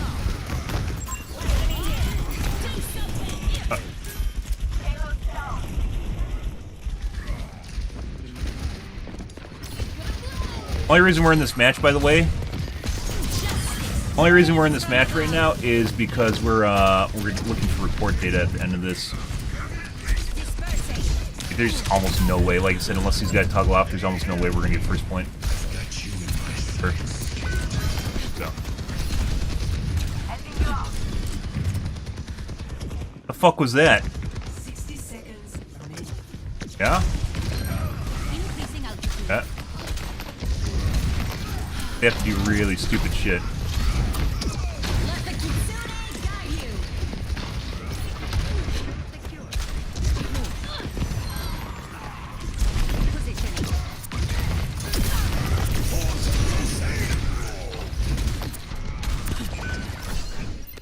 Establishing aerial position. 30 seconds remaining.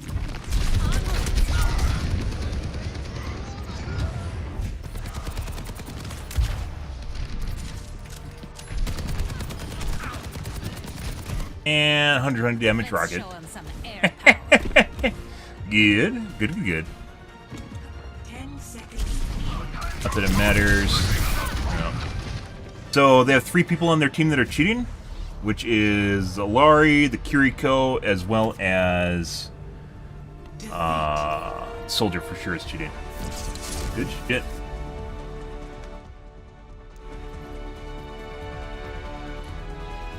Play of the game.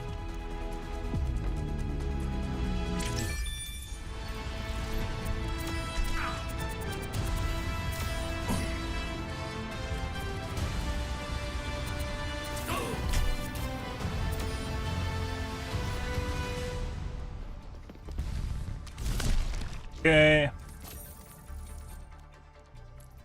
We're gonna timestamp the Kiriko auto cleanse. That was for sure an auto cleanse.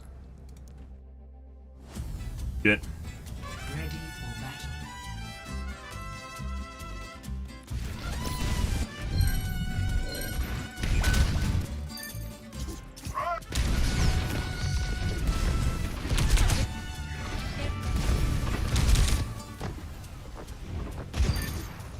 You're outnumbered.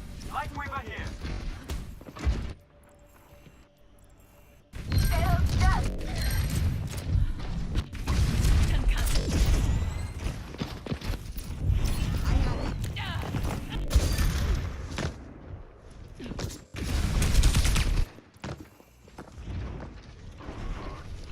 Are you here? Aerial positioning underway. Right there. Under my protection. 100% right there. Like, she wasn't low on health or anything either. She knew that Rocket was coming for her ass.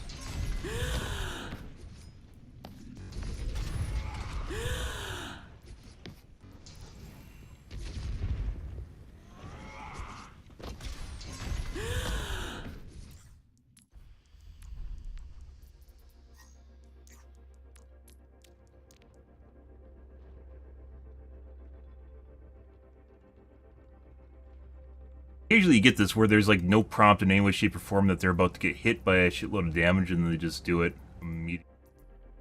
That guy was not one shot, he did not get hit, he was not damaged at all.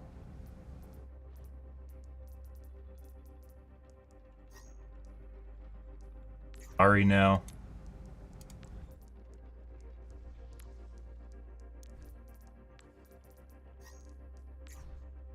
Matters, we're going to report him regardless. Sometimes it's interesting because you can see their origin story guys, the one that get reported. Private. Good. I would have done what those other guys did, by the way, and I would have just left the game if we weren't looking for more data to report them, so. Choose to stay in for the extra 2 minutes of horrible gameplay in order to get people out of the game.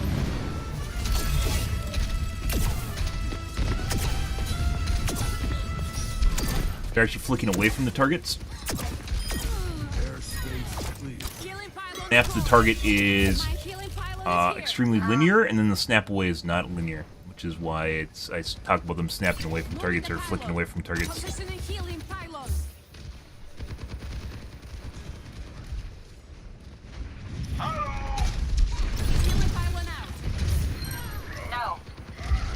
Tracking through walls. It's pretty obvious that they're tracking through walls when they hit their ultimate on the Junkrat, me, and Anna.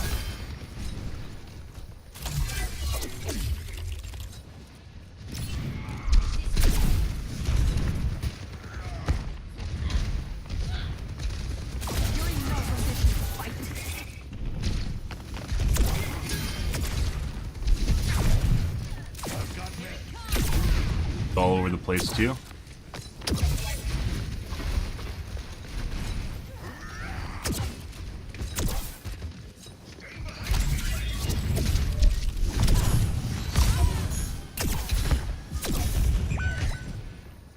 Clicks are instantaneous too when they snap to the target. Watching me behind the wall.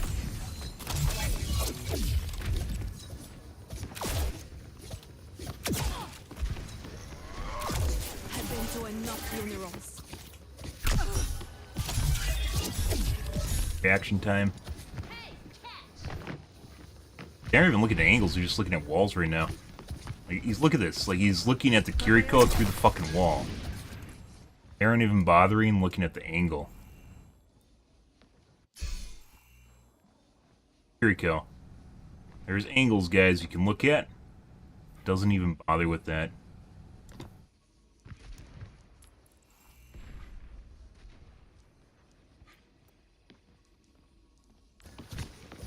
Casually watching the guy through the wall.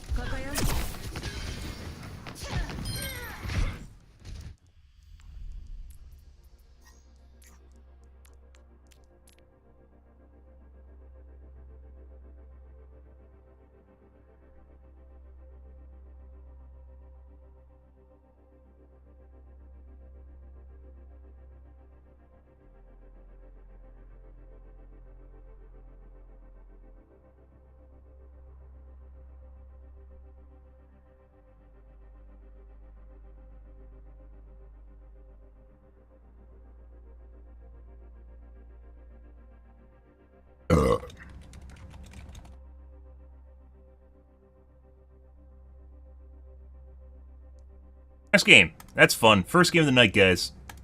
We got that shit. Off we go. There's like literally no way. There's no way we're gonna do that. Even if one of them toggled off, like there's two other guys in the match that are cheating, so. The Kiriko probably would have switched to an Anna or Baptiste if things got hard. Use the aimbot. And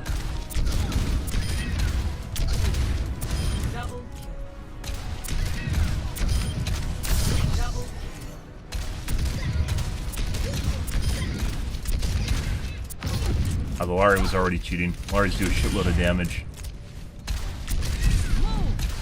Even if Soldier toggled off. Soldier was incredibly obvious. Oh yeah.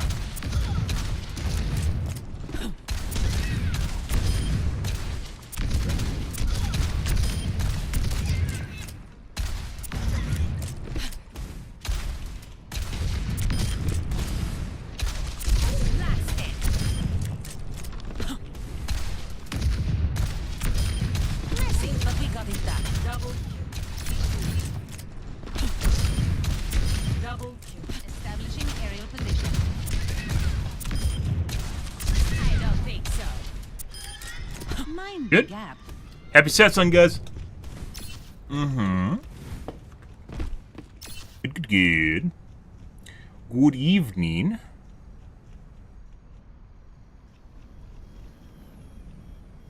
If I'm in the directories, I shouldn't even need to check this, but apparently I do. I am.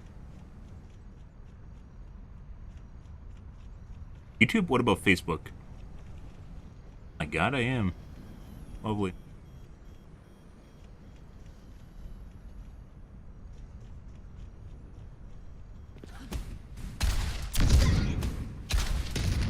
Always the case. I don't know if it just fixes itself too, like they have to develop a trend here. Some nights I'll look at it and I'm not in the directory and I have to change my category and then change back, and then other nights it just is fine. Doesn't make any sense. Both Facebook and YouTube have problems. Right.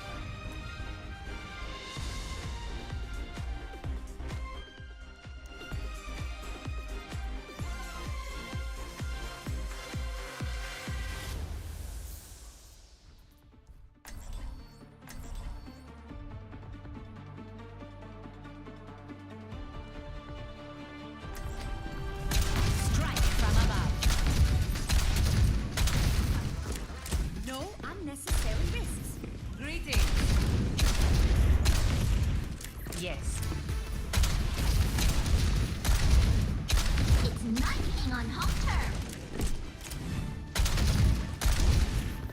Flying the friendly skies. I will not. Hello. 3, 2, 1. Yes. Round 1. Capture Capture the the objective. Press the attack.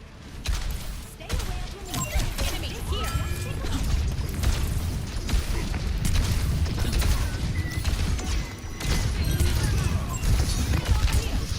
I see an enemy.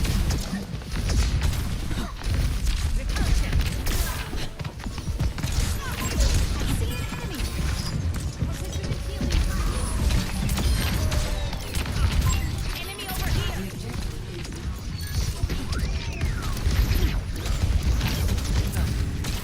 I am power.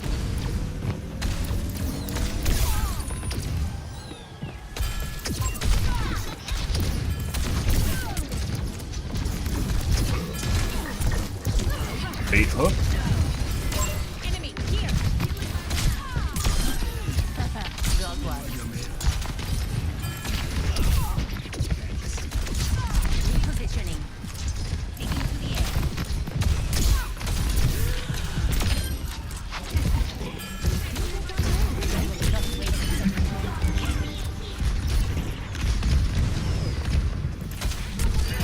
Enemy over here.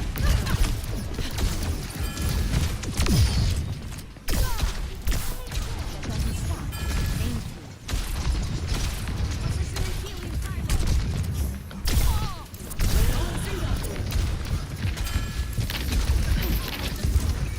establishing aerial position. I have power. I didn't know you could get up here. I'm taking off.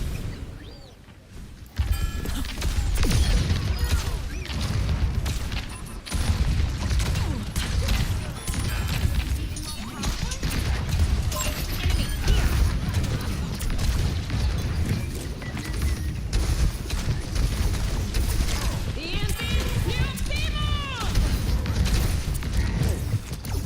Thanks for the assist. Increasing altitude. I see an enemy.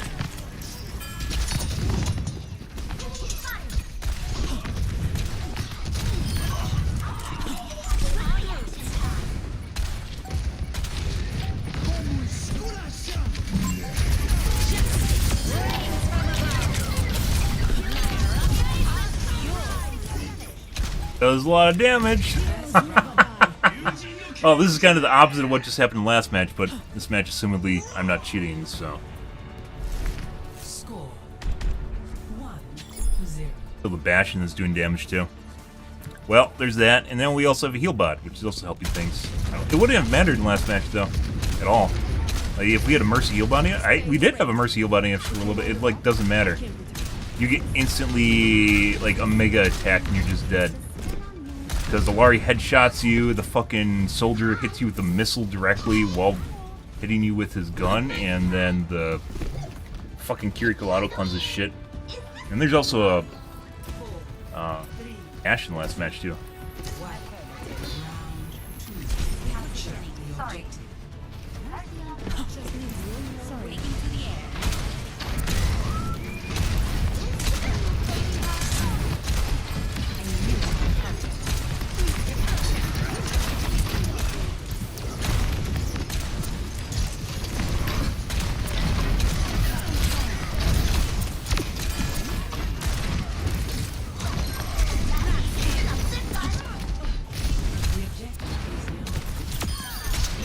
Watching the sky. The Echo doesn't seem to know to fly.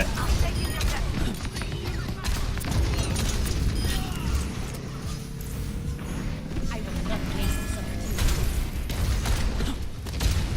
Good. And they're leaving now.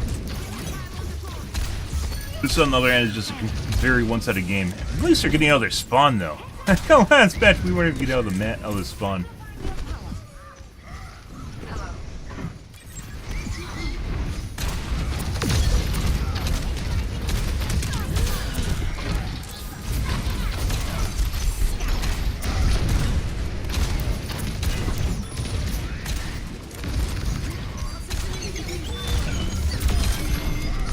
Not sure what that is. I am the tower.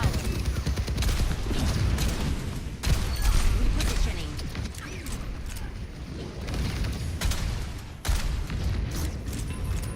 The we're getting all this fun. 4 AM games, guys. Imagine this only in comp. It would be literally 10 times worse.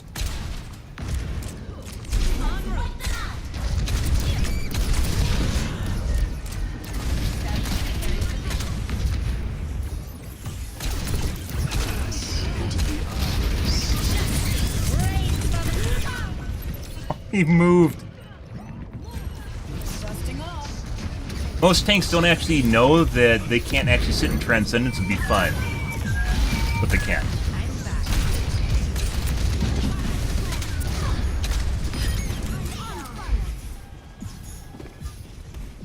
Transcendence only does so much healing, even though it's a lot, and Missile Barrage can out-damage it.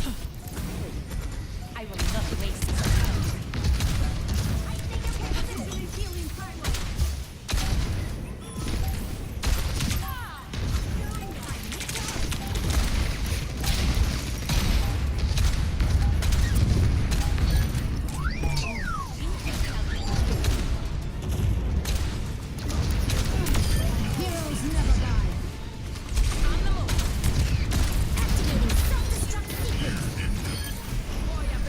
Oh, he didn't fall off the edge at least. Oh, then there's this game. Yeah. There's this. Yeah. Play of the game. Not believe my Pharaoh died.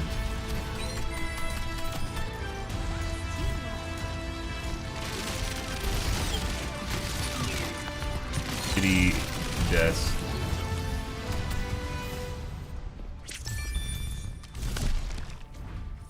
I don't even remember why I died. Got res too. I think it was on top of the little pillar thing. That's the first map we played. First round we played. Good. Mm-hmm.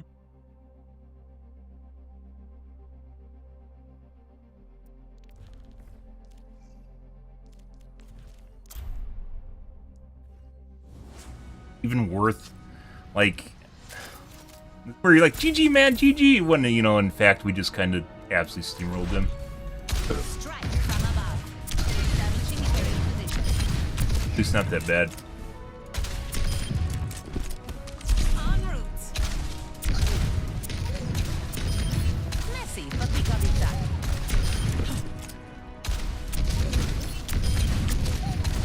Double heat check confirmed. Scatter. Touch the sky. When I'm hitting my shots, you can't touch me.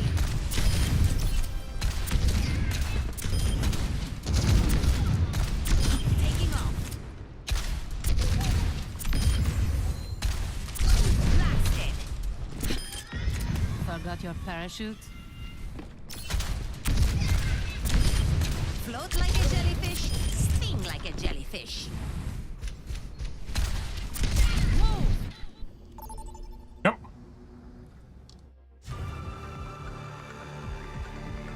Next game. Prepare your defenses. Select your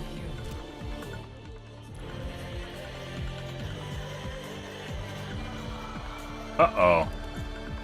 We have a rank 5, guys. Formerly a silver. Flat.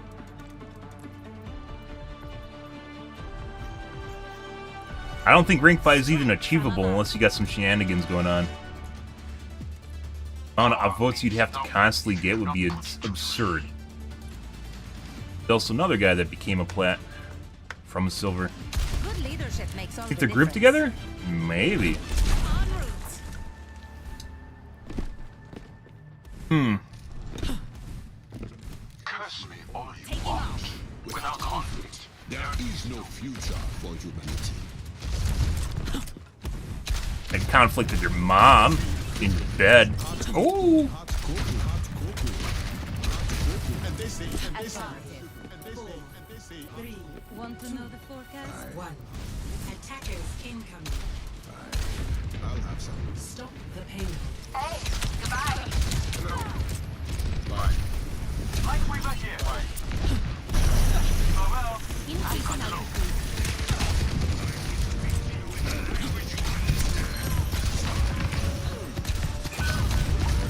Fucking timing.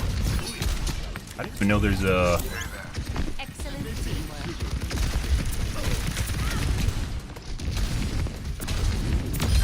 Messy, but we got it done. Scatter.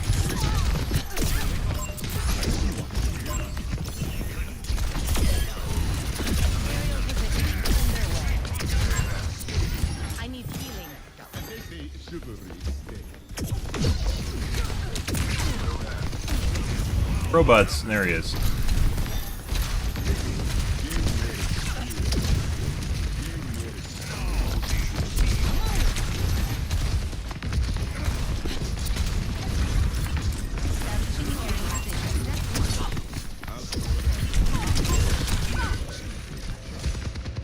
Very accurate. Those are like all headshots. Cracking me through the pillar? That's not good. On the move.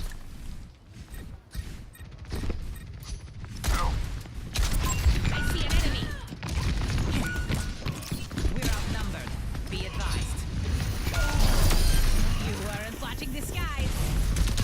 Hi. Won't let you fall. I knew I'd counter. Enemy's not finished.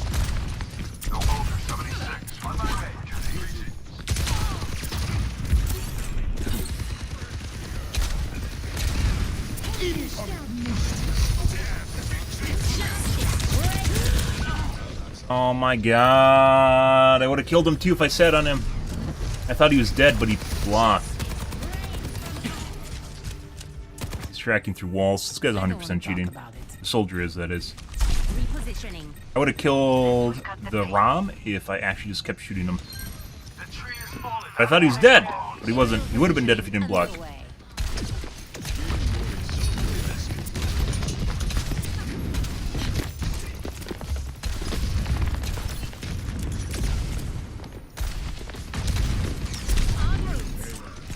En route. Over here. Notched another. On the move. Increasing altitude. 3 hits confirmed. Took my chances with the Lar, I guess.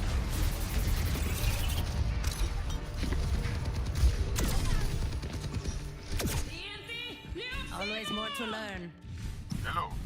Repositioning. Good. Good.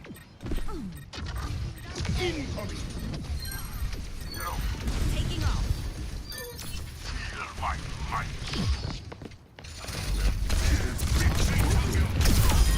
Perfect hit. Blasted. Fatal mission. Stay out of my way.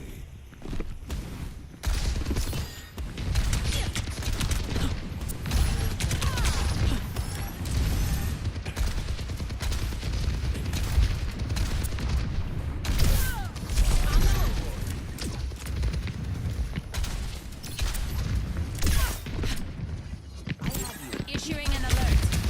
Establishing area position. Ah, I guess we're going over here. 60 seconds. Taking you out.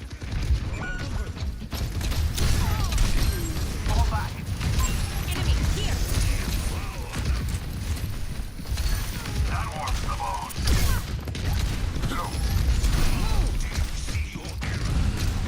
Huh? Over and out. That's gone. I require healing. Rain That's ours. That's ours.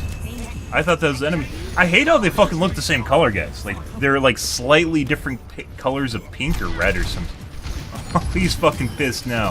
That's the soldier. That's not the soldier. Is it Genji? That's a new guy. 10 seconds. Genji left.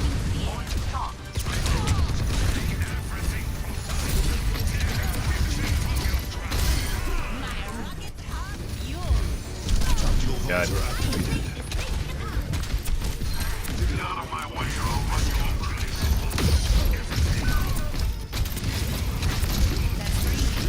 B2 Pharaoh.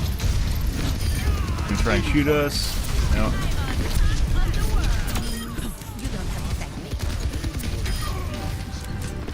Is that another new guy? No, it's the same guy. Very, very, very sticky soldier. Play of the game. Star soldier.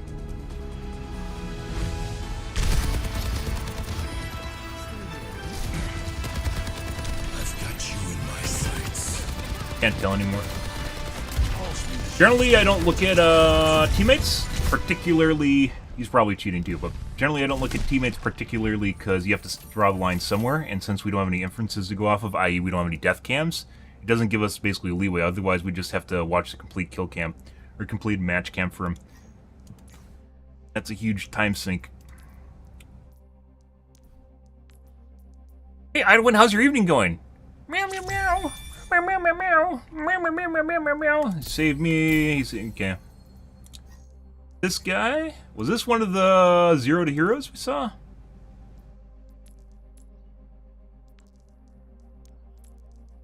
Formerly a gold player. Now a master. Still a master, guys. Yeah. This is formerly a gold player. This guy's definitely cheating. I miss having a cat. I can't have a cat at my current house, like where I'm living.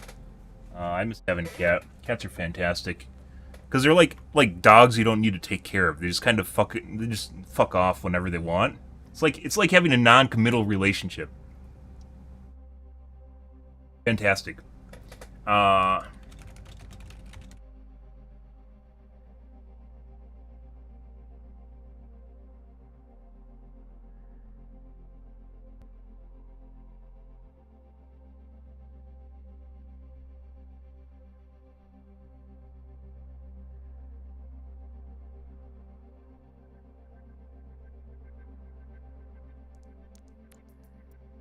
Good.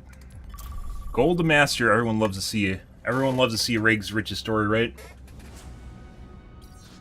Cats are fantastic, though. Much more a cat person than a dog person. Dogs, you have to, like, I don't hate dogs. Dogs, you just have to take care of constantly. Like, they're emotionally needy. Not a fan of that. Cats can be needy, but, you know, they also fuck off if you want them to fuck off. Dogs get sad if they're told to fuck off.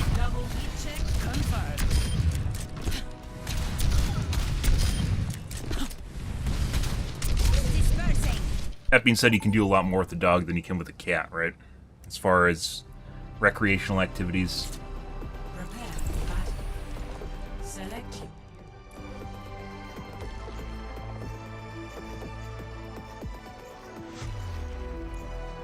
One's private. It is very, very easy to get endorsement 2 your entire life. So when you see people that are endorsement 1, it makes you wonder what they've been doing. Nothing. Strike from above. Endorsement 1s are questionable. Always questionable. Sometimes it's just someone that restarts their account after a couple, like, months. I don't know how long it takes for you to go back to endorsement 1. Not what I would have expected. Couple seasons? Inactive account, but that could also just mean that the account was bought or it was hacked. Hello. 5, Flying the 4, friendly 3, skies. 2, That's 1. hard vacuum, Round baby. 1. Capture the objective. Up and away.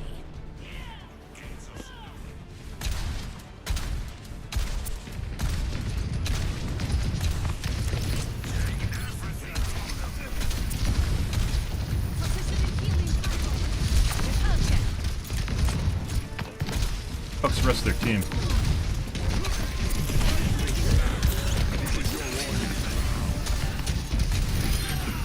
The objective is yours.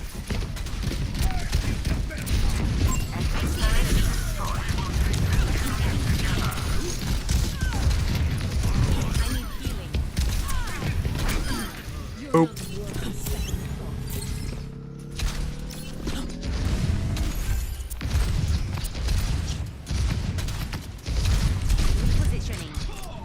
dash. Trying to get a headshot so he can dash combo me.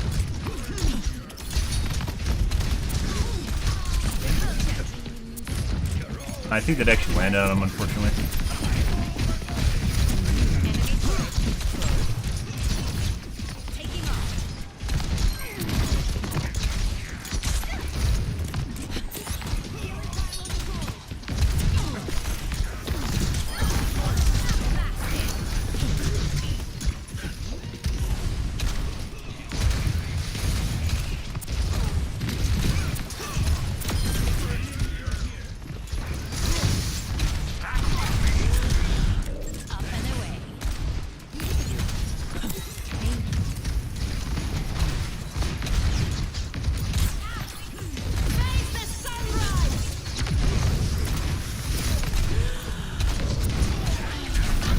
We need auto heals. Please give me auto heals. Thank you, auto heal beacon. That's my best healer right there. I love that thing. What the fuck?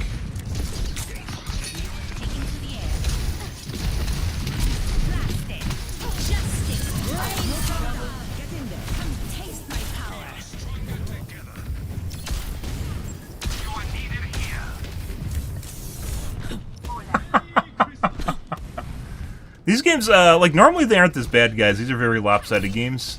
But here we are. Ground-based. Aerial positioning underway.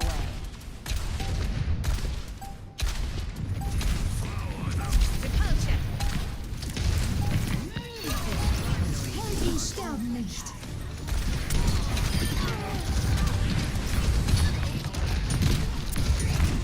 Best round. 1. Dude. Lots of spam. Score 1-0. Our Lari's probably cheating. Also, our Lari's probably cheating, if you aren't seeing that right now. We should begin. Yeah. I mean, it's tough to tell. Like, they're like when people are like teams are getting steamrolled, you can't really accurately gauge teams based on their stats. At that point, basically, the stats are kind of a wash. But the Lari's definitely, basically, has more limbs than me and almost the same amount of damage. Yeah. Good. New favorite thing when people are cheating? Normally, when they play support and cheat, it's Ana and Bat. Especially Bat. It looks like they like playing Olari now, though.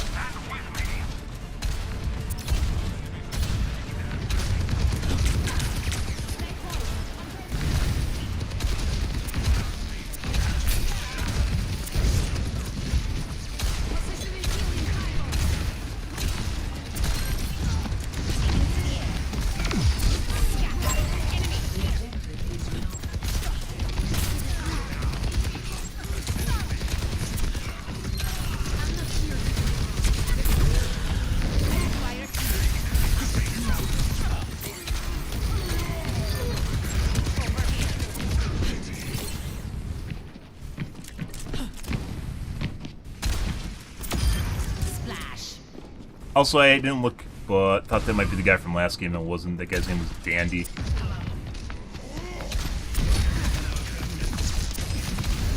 You guys that know you can actually shoot around the Genji deflect and hit him with missiles and do damage to the Genji. Doesn't always work out. Excellent teamwork. Messy, but we got it done.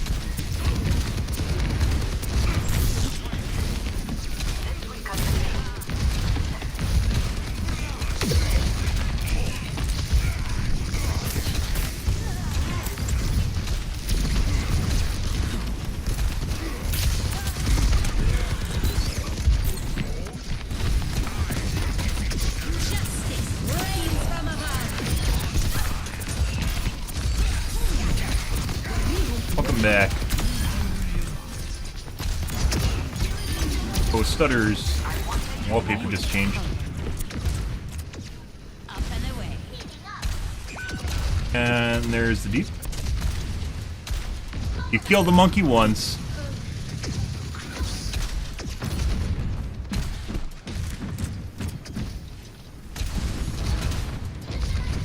That would mean he's playing late? Why would you pay for the premium edition to play Starfield when there's like 2 days and you could have got it for $10?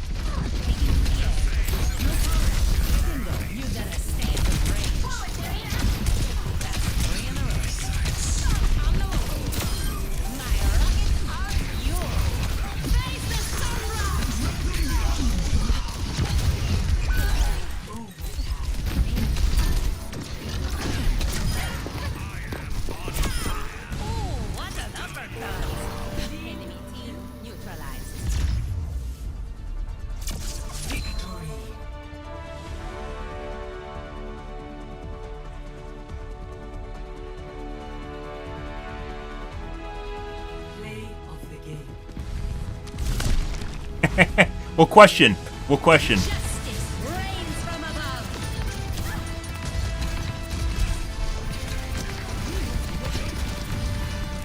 Oh, is it pre-download? Ah, okay. Well, that makes sense. He's pre-installing it. Not that it fucking matters. Pre-installs really only matter if you have, like, really slow internet. I think most people have fast enough internet. You just download it the night before, right? And you're fine. For the most part. I don't even pre-install stuff. That being said, I have 600 megabits per second with... Mainly, most importantly, I have a 300 megabit per second upload. Oh, God. There was a day and age when my upload was tiny. It was so small. It was 1 meg. Well, when I was on DSL, it was 384 kilobits per second. 0.3 megabits per second. Ish. And then it was 1 meg. Actually, 768 on cable. Then it was 1.5. And then it was 4. And then finally 5 megabits, which was when I finally got decent video quality on my stream. And then it jumped up to 10 and 20, and then I got fiber, and now I have 300, so... Like, when it really fucking mattered, I didn't have access to it. That was back when I played, like in the early days of Twitch, when it really, really fucking mattered. Now it doesn't really!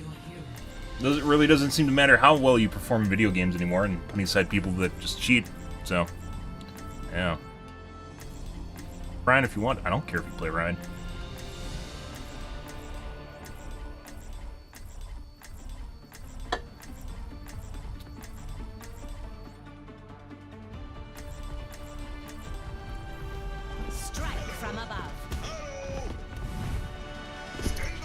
You're still hiding. When are you coming back for good?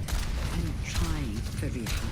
Please be patient. Like, we can't even get to gauge my accuracy because the matches are so lopsided tonight. It's kind of weird. I can only imagine what quick play's like. Quick play, or not quick play, comp. Comp has a lot less people playing it, which is why we don't play comp late night. 3, 2, 1. I thought we'd be able to, but apparently we aren't.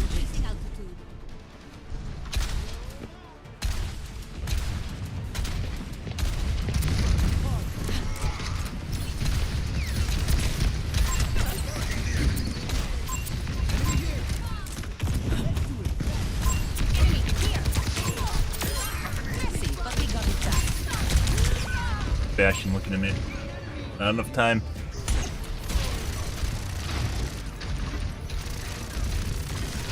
It's a very smooth tracking Bastion too. I see. I see an enemy.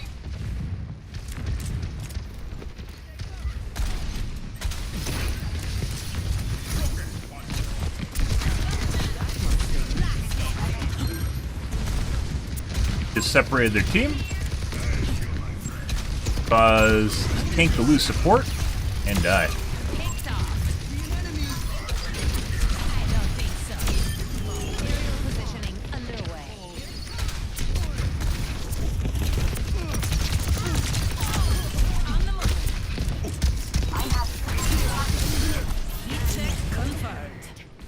Affirmative.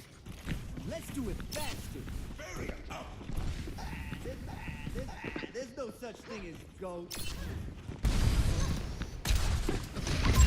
Enemy spotted. Enemy here.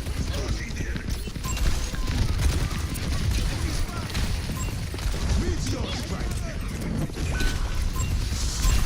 See an enemy. And tank's gone. We lose our tank. Tank's still alive somewhere. He just tried to shoot me through the wall. That's generally not a good sign. I see. All systems nominal. Into the air. It's just the really, really, really good muscle memory.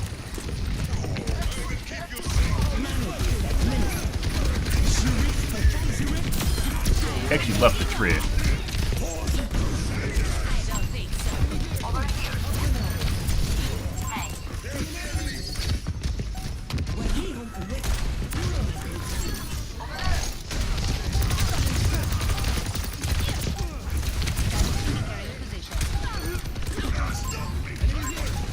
Holy shit. The fuck is that? Okay. Alright, dude. Pump the brakes on whatever you're fucking snorting over there. It's a download. Score 1-0. Like, if I didn't deviate a tiny, tiny bit, if I didn't deviate a tiny, tiny, tiny, tiny bit, that 100% would have popped me in the face. Like, I actually moved slightly with 80 strafe, and that caused the missile to miss. 100% cheating. Good evening, Magic. I do, but you don't need to. This is an older game, and I'm running on low settings, too. You can see my GPU is only at 23%, so you'd probably be fine with something like a 3080. And then a 7800 X3D, for instance, and you'd probably be golden. Highly, highly recommend the X3D chips. Very smooth.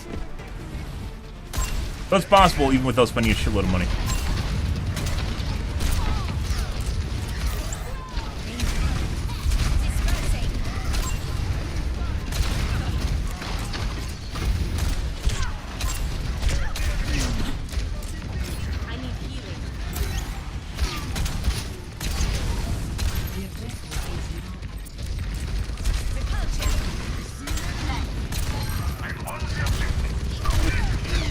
Dash is very accurate now. Who was this prior?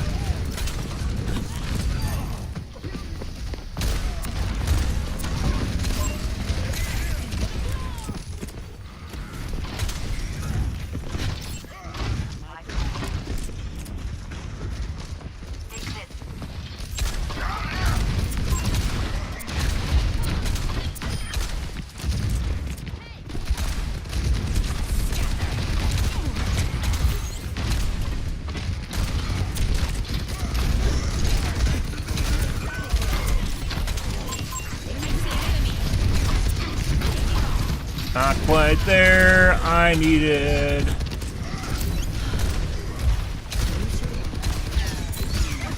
Whoop.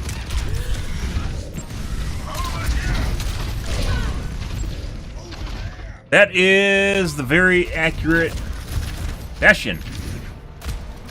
Tried to shoot me through the wall. Shall we see if the Bastion and the soldier are related? Oh, it's a Zim user? His name this guy. So Bastion's definitely using a Zim. That doesn't look like yeah. Well, the thing you can get, like, you don't need to buy new. If you're buying low end, you can 100% get stuff. Missed. Free's been out for a while already. Okay, that was a waste. You can get used stuff on eBay. You can get a 3080 for like $400. Very, very good. We live in like the best day for low-end hardware, like, because you just buy used stuff, and if it doesn't work, you send it back. There's a 30-day warranty on stuff. Pretty sure the Bastion's cheating. The Soldier's definitely cheating.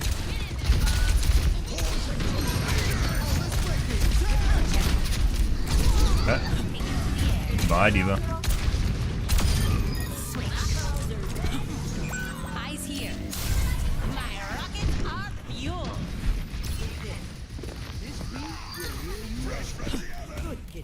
Use what you want. You can get some really, like, a 3000. That's still $400, right? So you can still get some stuff that's really cheap, like a 2080. And I actually replaced my 2080 with a 4090. And I would have bought an XTX. That guy just pre-detonated me. And it's pretty good on heals.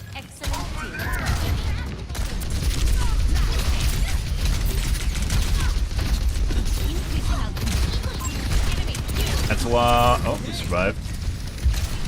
A lot of damage. He just pre-fucking shot me with a missile again.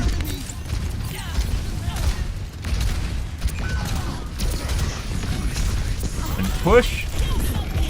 Reason for that is because we're gonna die either way. So. Oh, Bastion. The Bastion was the guy prior. It's now an Ashe. He was a Bastion in the last round. Repositioning.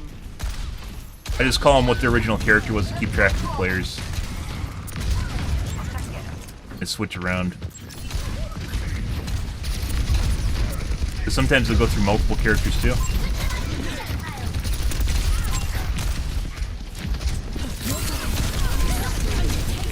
Registering or remembering character names is easier than...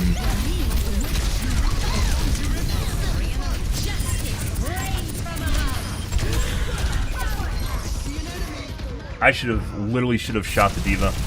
I went for the tree, no one was pushing with the tree.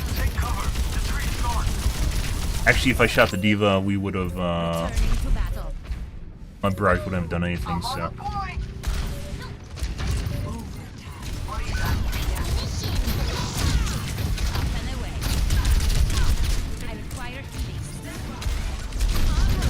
Save that.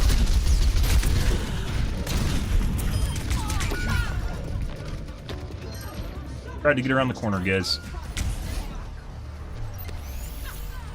But yeah, there's a lot of used hardware now. You can kind of all the prices kind of level off around $200. I think you can get a 2008 for like $200 now, which is pretty good. And actually, I don't know. Like the Intel new GPUs, if you're willing to put up with issues, are actually pretty good for their price. Like a 750, it's actually really good. They have driver issues right now, but they're very promising.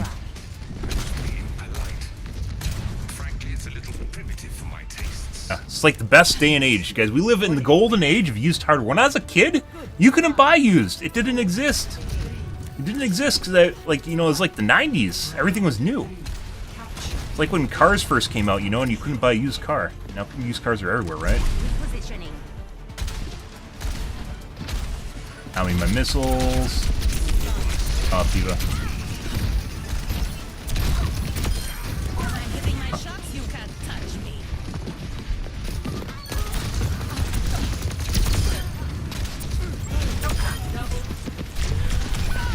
That Ashe is 100% cheating. That's the Bastion.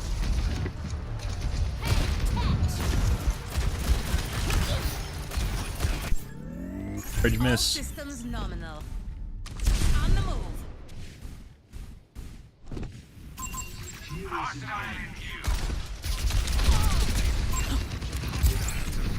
Aerial positioning underway. I got you. Looking for the back line. Interrupting the front line.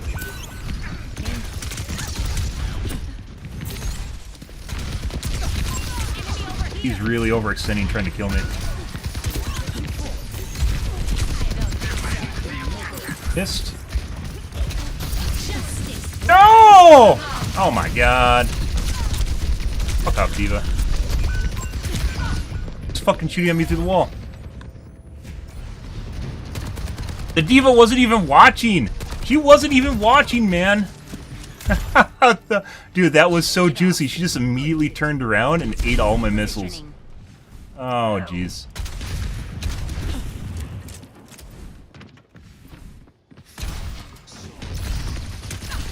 Line of sighting. Can't hit shit. Dude. I don't know if the line of sight protected me or it's too high. Hit a line of sight to soldier. That sucks.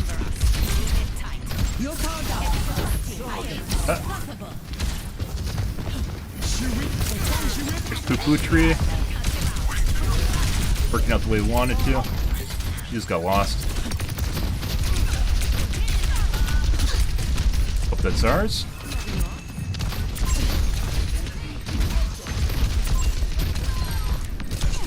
Are you intentionally spinning? Take our chances with killed her, but he wasn't watching me. There you go. Fucking diva.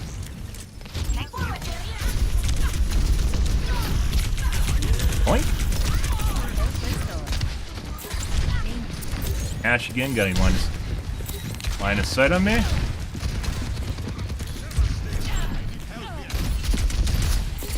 I can't tell if the diva has a script that's doing this, or if she's just really on top of my missiles.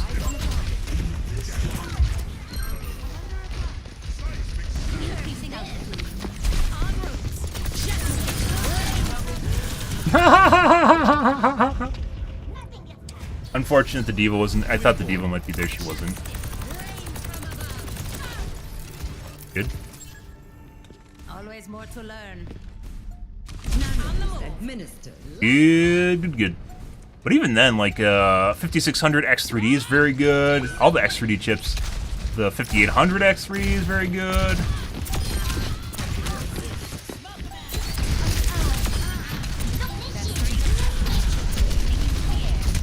Oh, she didn't even go to the point. By the way, there's Anna. We gotta endorse Anna at the end of this match. She's pretty good. Okay, my head's in the game. Anna is hitting like all of her shots on me. I'm on My rockets are beautiful.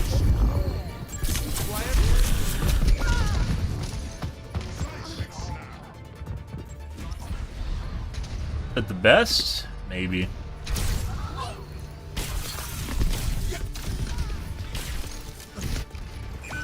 Shake it off. Establishing aerial position. Until X3D chips basically have a giant level 3 cache, so until Intel comes up with a giant level 4 cache or level 3 on their chips, it just makes gaming feel so much better. Like, everything is smoother. She's just gonna run away the moment that she gets low. Go to that kit. Like ball behavior. Concussive out. Fuck's her tank? There it is.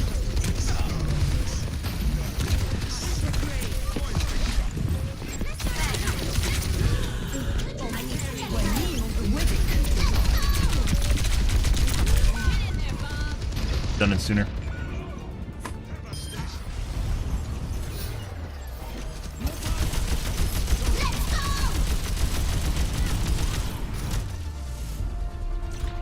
Died?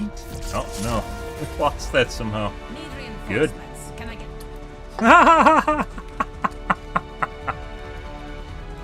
get Flak is heaviest when over the target. Love that quote.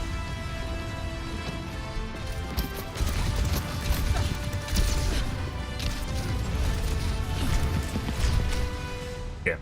So both the DPS are cheating very blatantly, which is this is the Ash, which is using a Zim, so that makes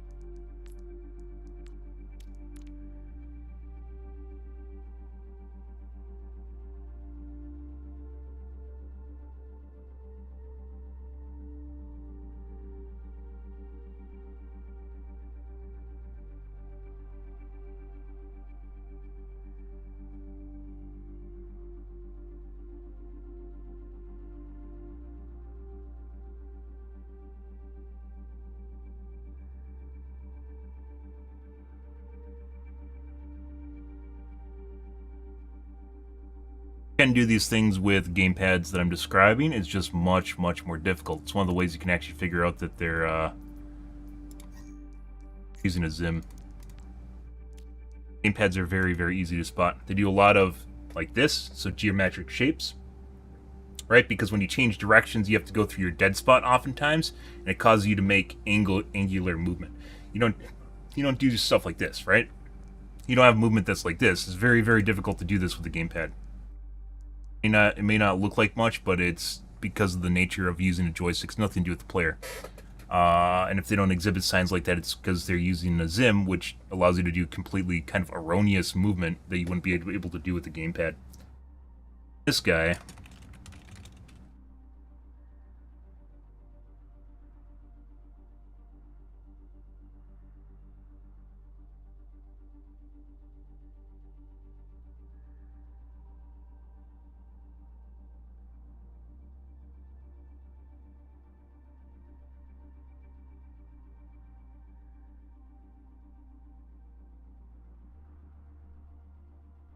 He fucking almost gave me like 3 different times in there with pre-fires on the corner. Which the only reason that changed is because I changed my movement slightly.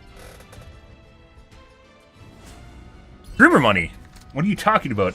I saved up all my goddamn pennies. I skipped the 3000 generation of GPUs. I didn't even want a 4090. I wanted, but like the 4080 is just like a shittier 4090. So why wouldn't you buy a 4090 at that point? I 100%, I think the breadwinner of this generation for high-end video cards is the XTX. 7900 XTX, hands down. Because you can get anywhere from a 4080 in performance to 4090 in performance for $1,000. And, well, it was $1,000. We were just talking about this earlier tonight. Select your hero.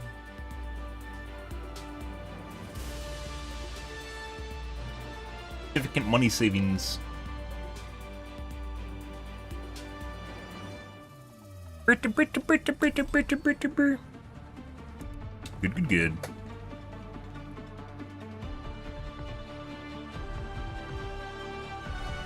Strike from above. But because of my setup, it made it very, very difficult. I couldn't buy an AMD video card. Pre-flight checklist complete. XCX is like, it's price performance is actually better on the XCX, or was. I don't know what the prices are right now. Yeah, they're really, and like when you get to the low end, you get like 3080 for $400. That's insane. Or whatever the AMD equivalent is. I think the AMD prices are still higher for equivalent models right now for used, because it can be used for mining. And as such, they're still desirable. Attackers in. It's Kiko. Stop the pain.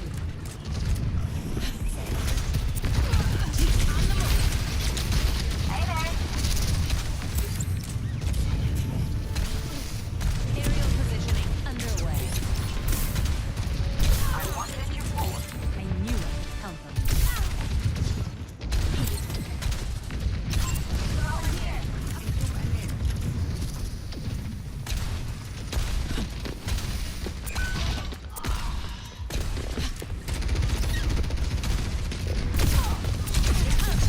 Expect your whole team to be here. That's not good.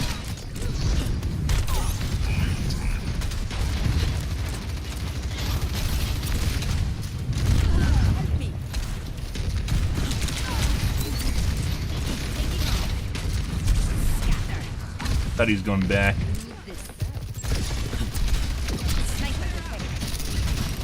Huh?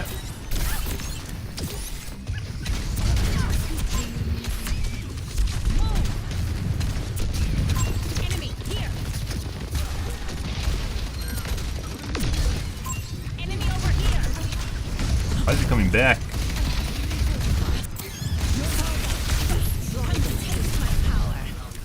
What? Establishing aerial position.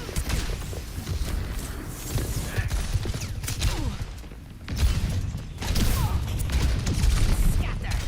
Just fucking ate my missile and didn't give me any push, guys. I knew I could count on you.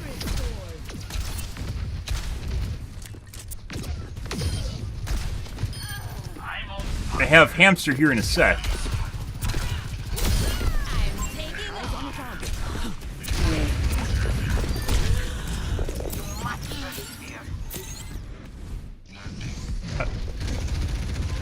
Over there.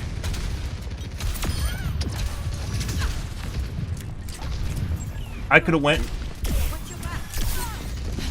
and chased the. Let the Kitsune guide you. So far up. Taking to the air. I'm on top of the world.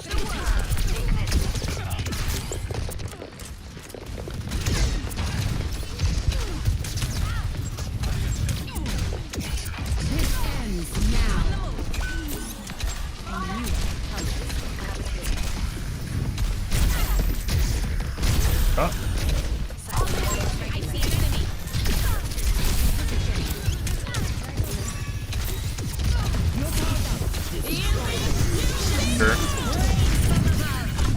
sure. Dude, I can't keep track of both the fucking balls. They're like rolling in sync with each other. The fuck's going on there? I couldn't figure out which one's which. That's not good.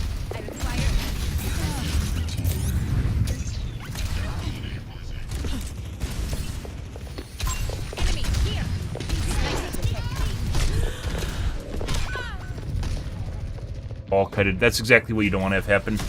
The ball kited back our healers. And also this guy is spamming shots and hitting all of them on Widow. That's generally not how Widows play. But, you know. They outnumber us. Good. Not almost as good.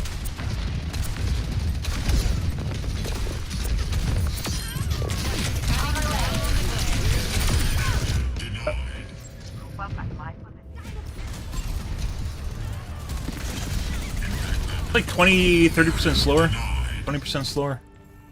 Always more to learn. Efficiency rating. En route.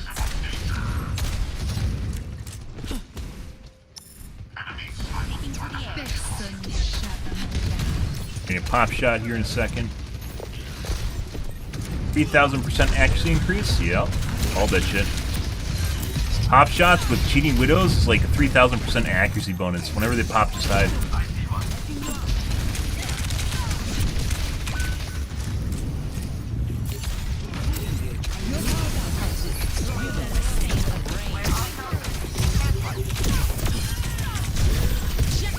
Oh! Coming through.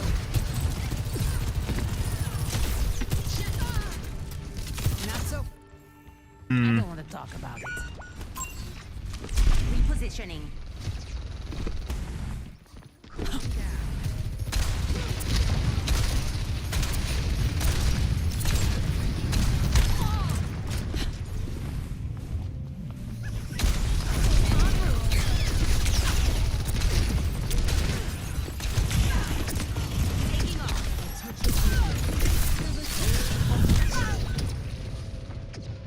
Higher team's looking at me, guys. Look at the fucking. He plays like a Sombra. The moment you look at him, he just runs away.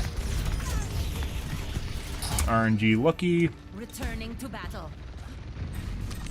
But yeah, I mean, I guess like trying to justify the cost of like a super high-end video card is kind of difficult in and of itself, right? You can get better deals for cheaper.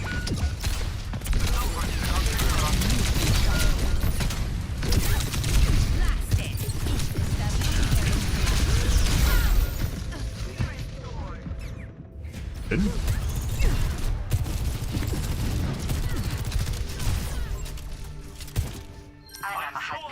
The Widow, pretty sure, is cheating, and kind of looking like the Children is too. We'll take a look at that end though.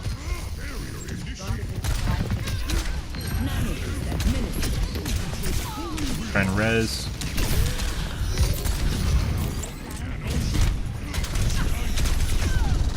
Off Sombra.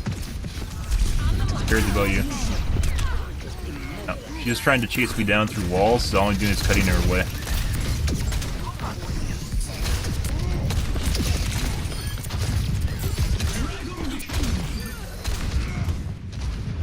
Good. Soul Train? Definitely.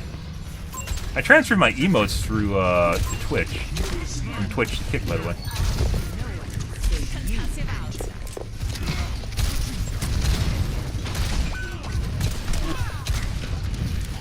I mean, headshots again, or spamming shots.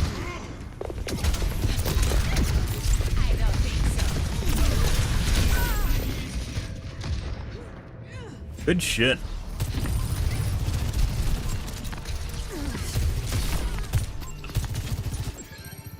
On the move. Watch out, they're back.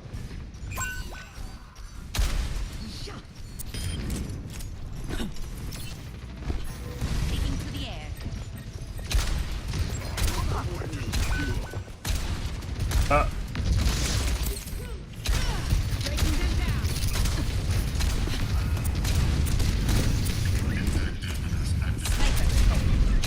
Enemy over here.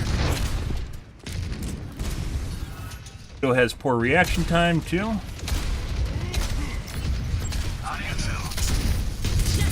Got him. Now we have to save my E so she doesn't come into res, which she 100% is going to do. Yeah. Fucking see the fucking the Mercy res boner going on there. Yeah.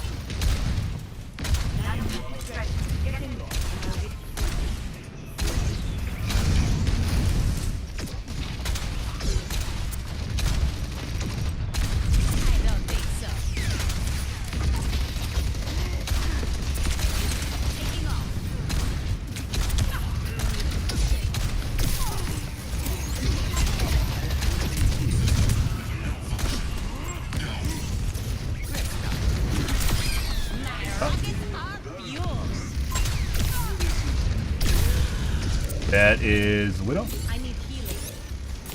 60 seconds. Just saving a rail to insta give me.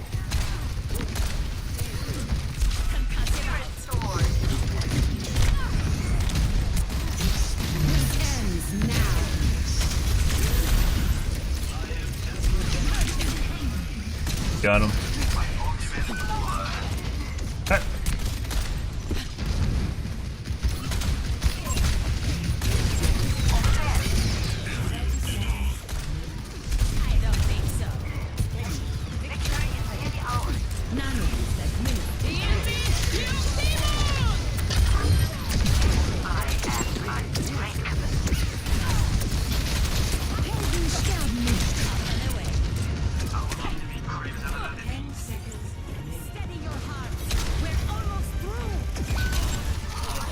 Good. No, it's too much shit looking at me. I need to go around the top. They all came back at exactly the same moment, too. That's unfortunate. Either that or go after the tank, and the tank kept hiding. So.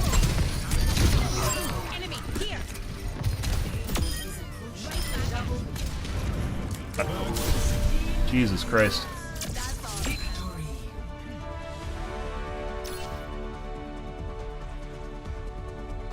Good shit. Aww. A lot of damage. You got a lot of heals in there. He just fucking holds down the key, attaches, and then it reattaches you, and it's like hard locked you for a bit, and then detaches when people move too fast, and he reattaches it.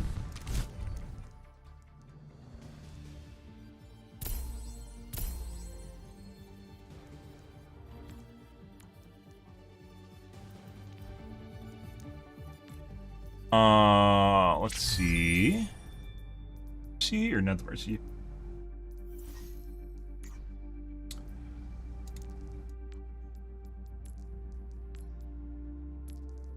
Diamond, huh? Diamond and Plat. Oh. Now he's a GM. So my guess is this is someone that sold their account.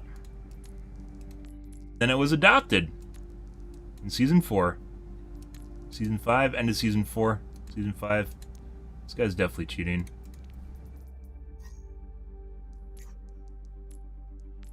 Take a look at the Sojourn.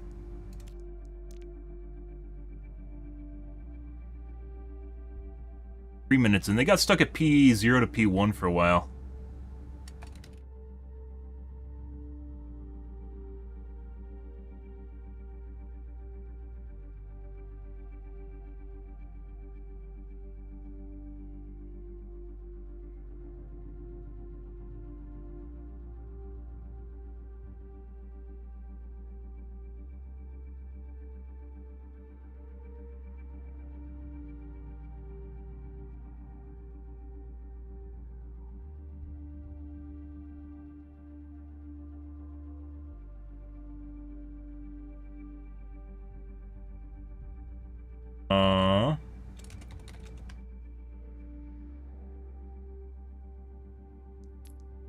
Look at the Sojourn.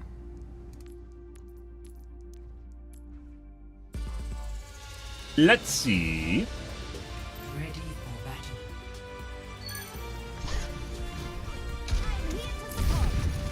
That's the stuff. hate when the colors get fucked up, guys. Thanks, Blizzard. Bug's still in the game.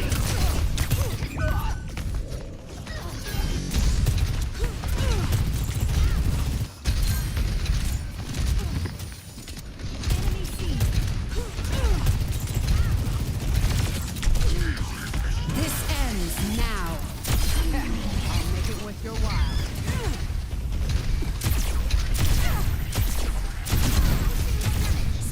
Not even charging properly. You're supposed to wait for it to get to 100 because it actually increases your DPS.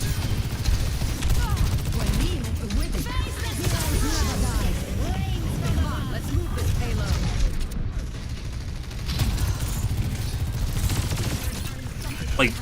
Like that is almost perfect.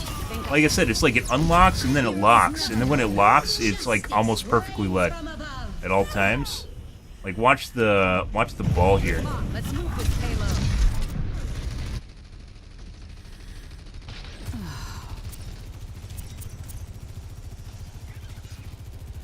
Maybe there's hysteresis. And still leading them perfectly well behind the wall. Think I'd ever let you down? Straight line's obviously right. Not really a straight line.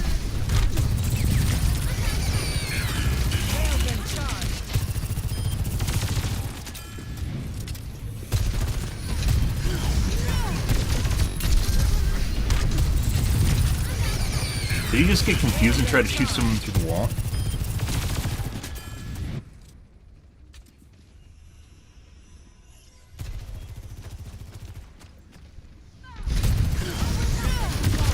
Nice work, team. Keep it moving.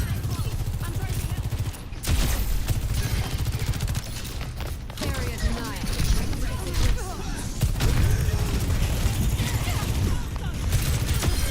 Not your finest hour.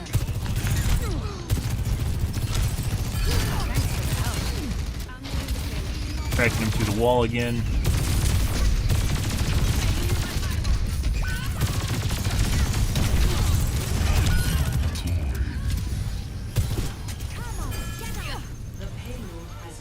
I'll make it worth your while.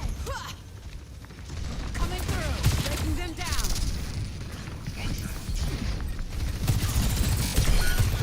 Come on, get on. The payload has reached. I'll make it worth your while.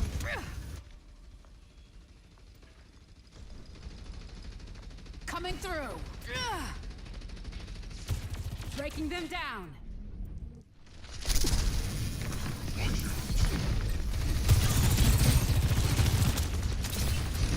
Apparently we had a balls. Well, of course we had a balls of tank at the beginning. Monkey later on?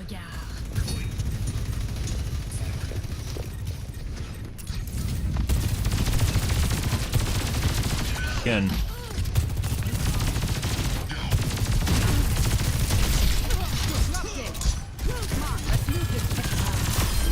There it is again. There it is again. That's very obvious. So it's like when it locks on, it like has a sensitivity or something like that. When it locks on, it gets very accurate. Just what I was looking for. Like perfectly mirrored his movement, even though it's late behind him.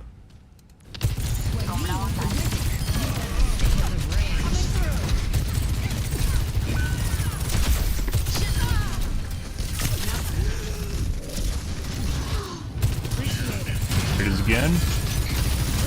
This ends now. Target down.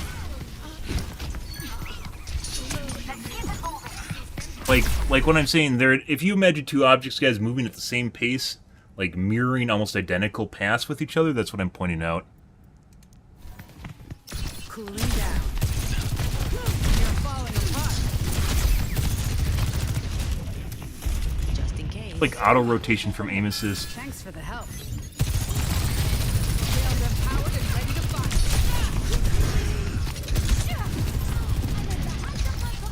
Breaking them down.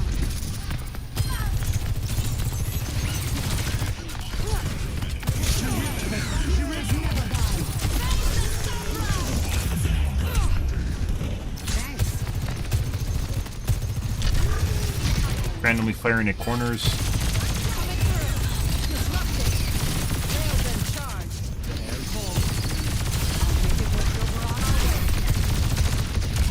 Like, it's weird because like you can see his like normal aim, which is this is what I first noticed when I was playing the doorway right there. Was the air auto rotation on snaps? Snap skin. It's like there's deviation in there.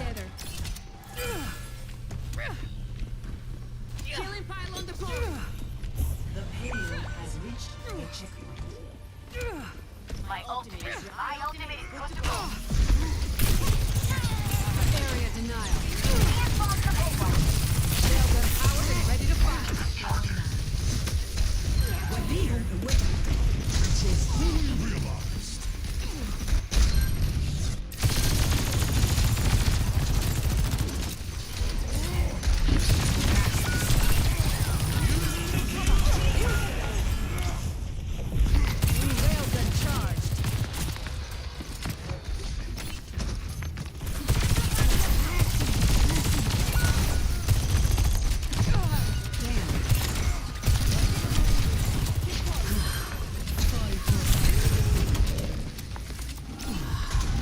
Thank you.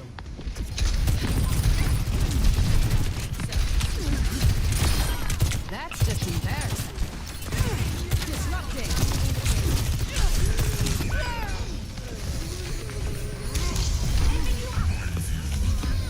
I owe you one. Railgun powered and ready to fire. Group up here. Recharging.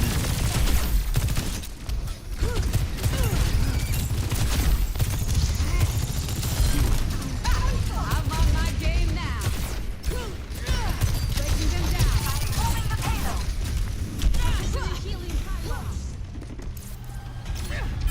That feels much better.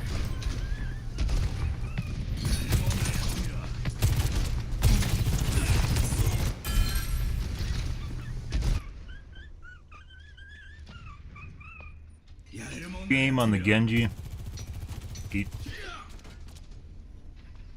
Pretty sure this guy's cheating. It's just trying to figure out how he's cheating.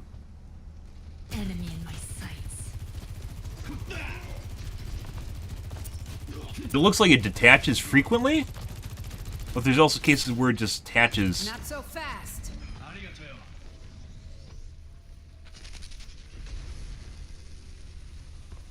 Justice reigns from above. Behind you. I think part of this is misinformation, where he's feeding you false information. The kill cam's like right there. Heroes never die.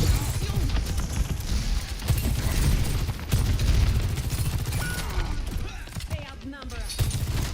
Railgun charged.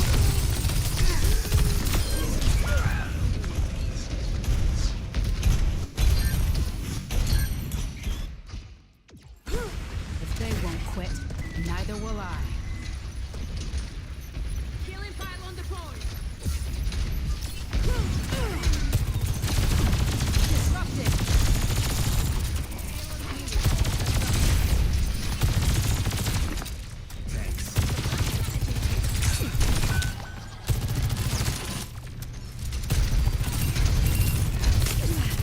Railgun powered.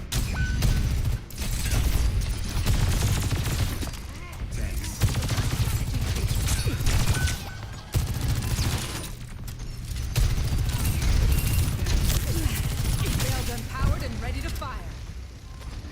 60 seconds. 60 seconds remaining.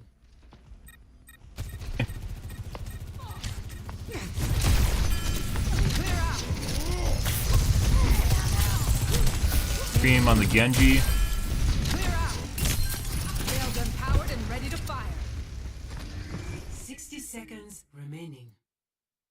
5. Genji has indicators he's there, though.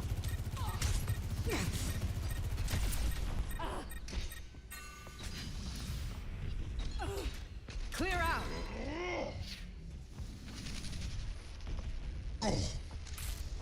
Why would you go after the Genji when you know the like the Zen's literally right there? Clear out. I'd start shooting at the Zen, right? He's pre-firing at the Genji, 949.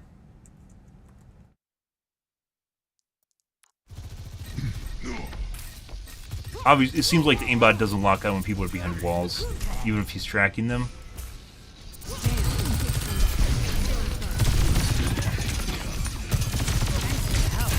This ends now.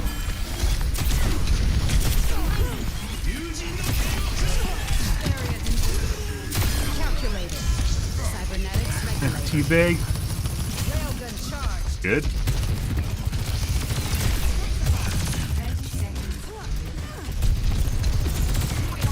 Just what I was looking for. What needs witness. Banisters in Casino are fantastic, guys, at detaching aimbots. If you ever see me hovering around the top edges there, it's because if people have aimbots, they usually can, like not always, but almost always will not lock on any other point besides your chest or your head. So if your chest and head are not showing, well, this is a bone mesh or a more advanced aimbot, they aren't actually able to shoot you. Like, they won't even try to shoot you. And as such, a banister with half your body that's exposed, sometimes a little bit more than half your body being exposed, provides a lot of armor bonus, you could even say. And some other maps will try and do this, and it's much more prevalent in Casino, though, because of the arches. Almost no other map has this. And it's actually a pretty telling sign, because there's some people that'll be insanely accurate on you. Like, I've had Widows just insta-give me the entire map, and the moment we actually enter the Casino and I start doing that, they can't shoot me. And, yeah. Thanks. I'll return the favor. 10 seconds. Last chance. Make it count. Dodge this.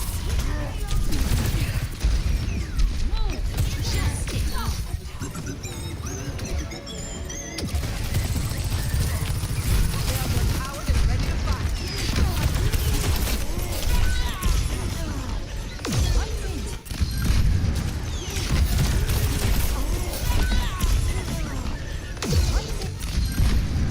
Healing pylon out. Like pre-firing. So this is something you'll see, by the way, where we've seen her been doing this entire match, is when people have aim assist, like on console, what you'll notice is they'll pre-fire a corner as someone's about to emerge from it, or that they think someone's going to emerge from it, because the moment that their aim assist takes over, they have an instantaneous lock. So it's like doing one step ahead of what you know the aim assist is going to do. PC players generally don't do that, because that's not how you flick the targets. And it wastes ammo. And basically that's less time you can spend actually killing the target if you miss.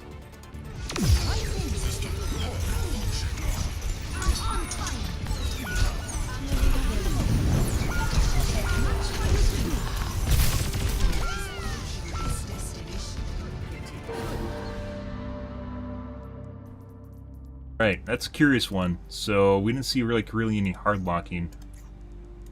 Guy.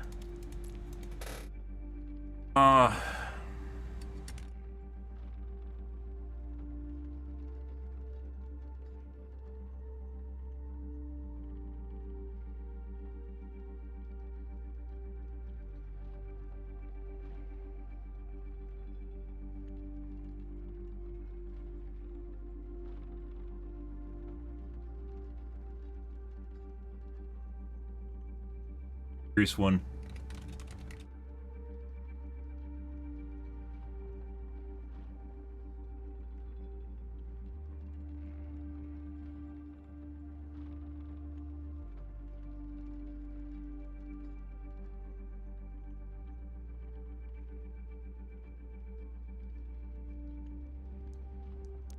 That's definitely one where you'd probably need to see more games, but it's like the big giveaway there, guys, is you never see parallel linear acceleration, velocity, or rotation. That's something that's purely computer. That's purely, or always be deviation, because you are a fleshy human meat pig.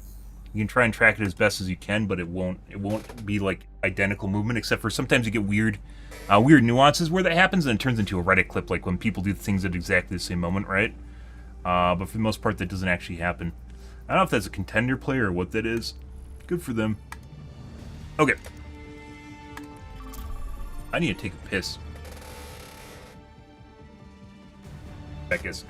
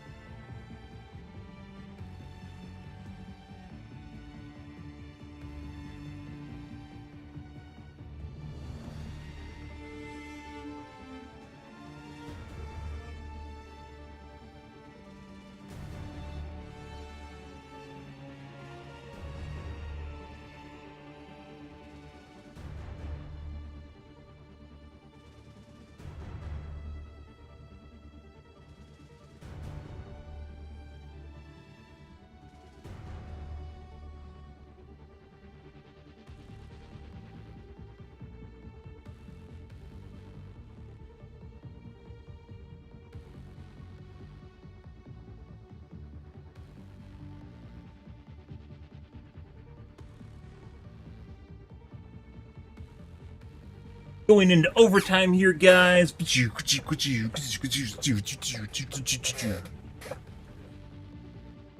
Sure. Started even later than normal.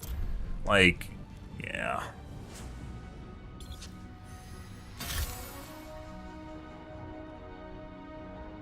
My sleep schedule is 100% going to regress into its primal state of me staying up through mornings and then sleeping in the... Disgusting.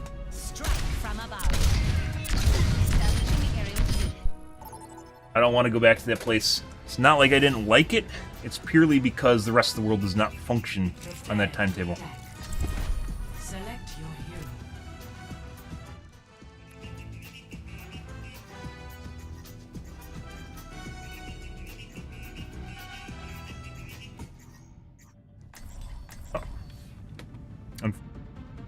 I wish it did, but it doesn't.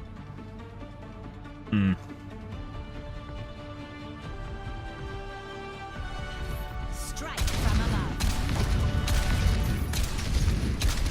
I late to work on vacation.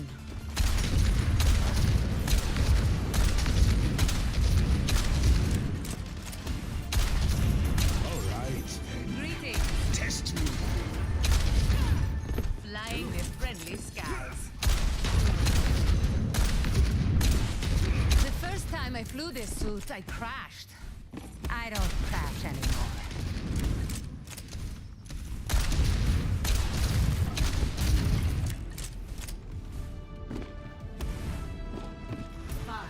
Yes. 4, 3, 2, 1. Attack commencing. Taking off. Dispersing. And 2-tap. Got me good. That's a double flick we just saw, I don't stay down. which is he flicked away and then flicked back. I'm not checking in.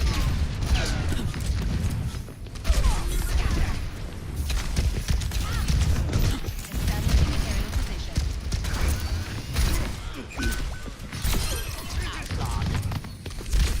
Get her. Did not. Good.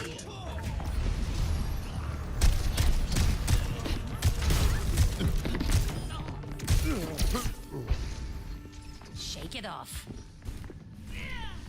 Already have someone leaving. It's a tank, I believe? Yeah. Matters. It's a tank.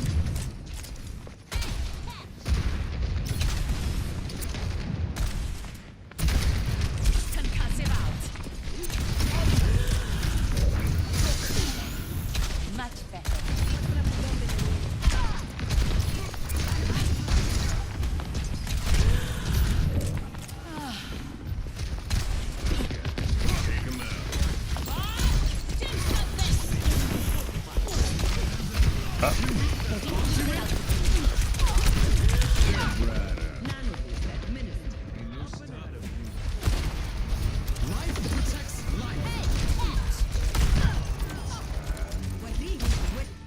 So, obviously the Ashe is cheating. You guys are getting the vibe there.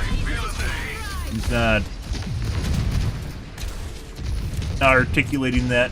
See if there's a way in, too. That'd be great.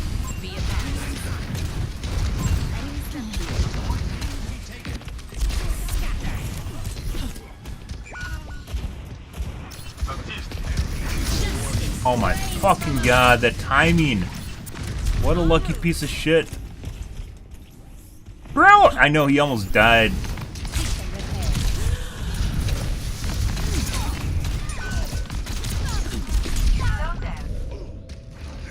Check groups.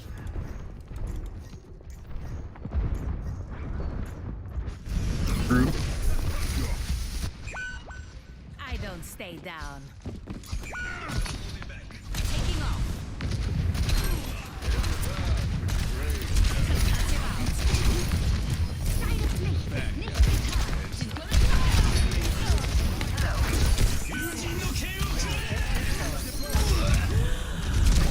Fuck off, dude.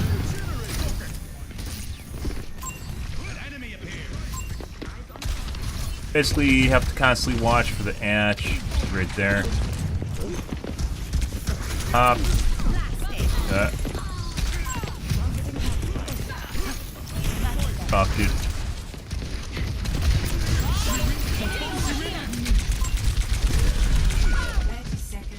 Good.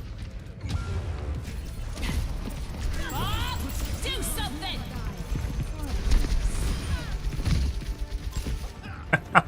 Let's show him some air power. Uh-huh. No one cheats at video games.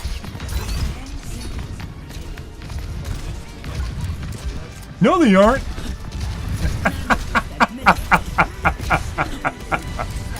Once again, the reason you never mention people cheating in video games, guys, is because of shit like that. There's no reason to do so. People are fucking stupid. They're angry, they're pissed off, and the first thing they're gonna do is immediately try to jump on top of you.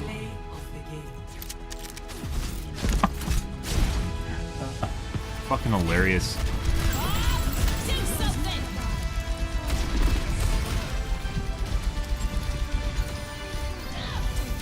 Good shit, guys. No. Right. There's like literally no way we're getting in there.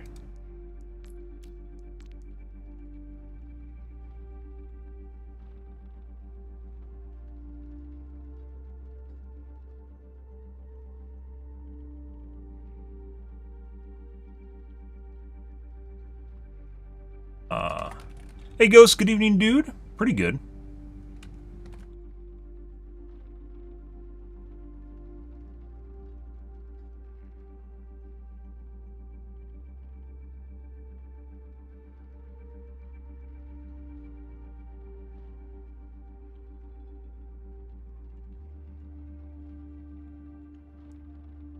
Yeah. Do you? You can lurk away. When I watch other streams, I literally almost never talk. I almost never talk. Just the way it goes. Depends on if you like the aura, the presence, what the person's doing, you know, etc. Their own. Yeah.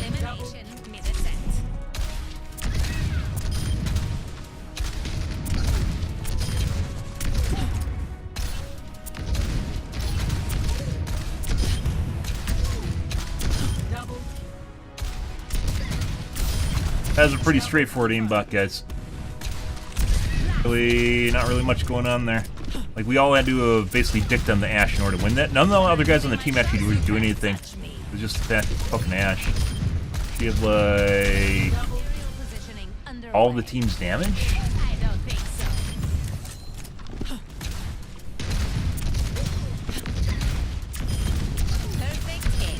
Like I said, there's generally in games I'll almost never mention the person's cheating, but sometimes I will to kind of gauge what kind of like general consensus people have like when they see stuff in the game. And there's you'll almost never get someone that's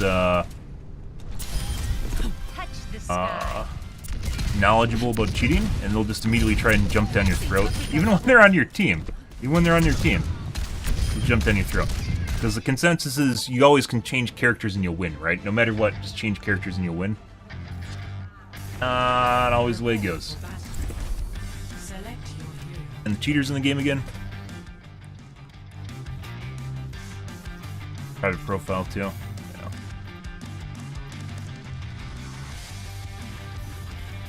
Yeah.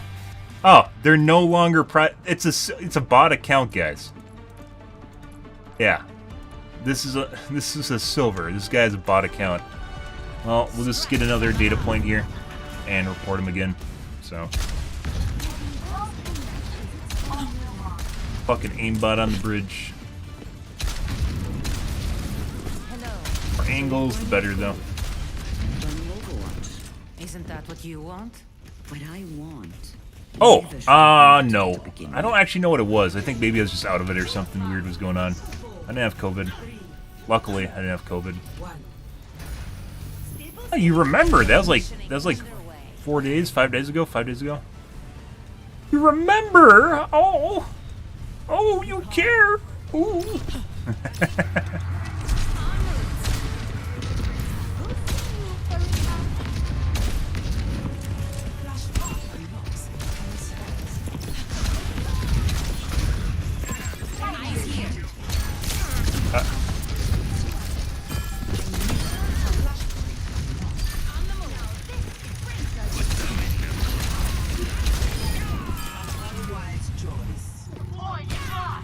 I don't know who killed the Ash, but good.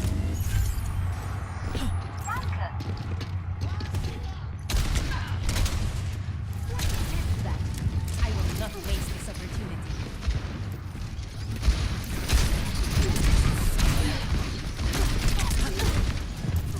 Excellent teamwork.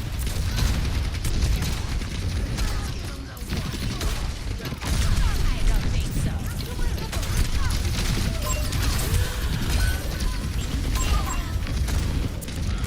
Don't want this guy getting on a platform. He gets line of sight, he's just gonna insta-kill everyone.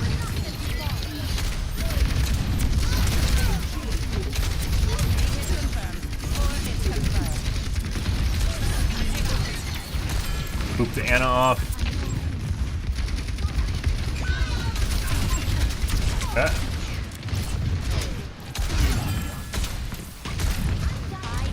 There's other ways into the point besides this doorway. I don't think most people have them figured out yet, though. Ah. Pretty good.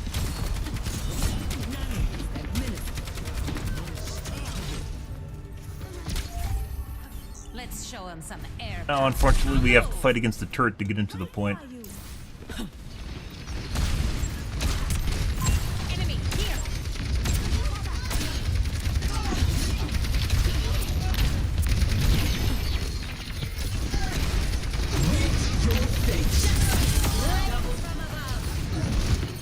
Nice!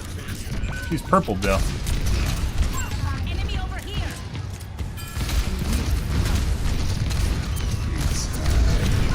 No! How did that miss? I was aiming right at him!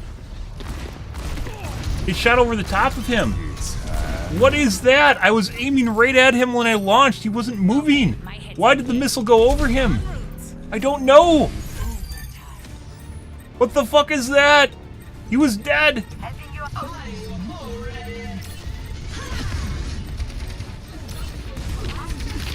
That's sad. That is sad.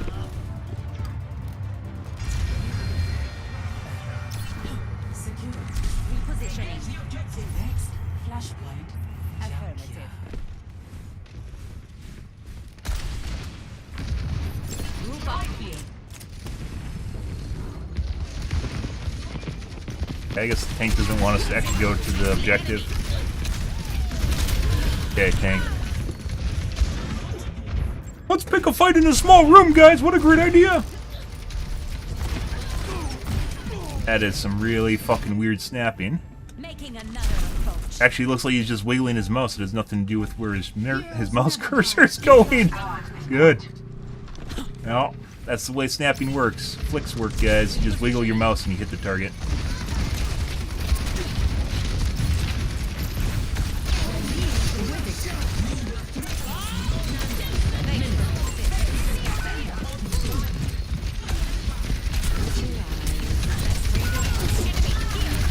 Oh, I guess we're going to shoot him.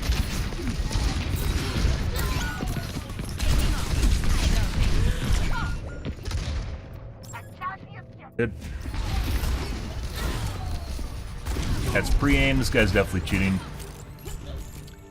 Shit. That was the Doomfist, I think, from last match. Good old pre-aim. Like straight on, too.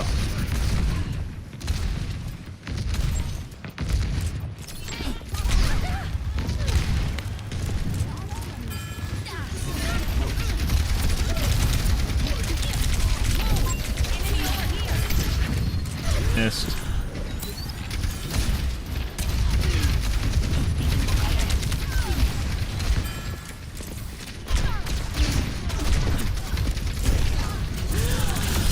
He's dead. That's fine by me. I think they have a res, they don't. We do. That's the fucking Ash again. Dead. Luckily, he had shit aim. No, or shit reaction time. It's one of the things you can sometimes do, guys, if people are cheating, is you literally can, you can bulldog them down if they have shit reaction time, so playing Tracer works really well against them. Missing shots now, so maybe toggle off Let's show or 'em some air power. On the move. raise a percent miss. Establishing Basically turning it aerial down. position. I am unbreakable.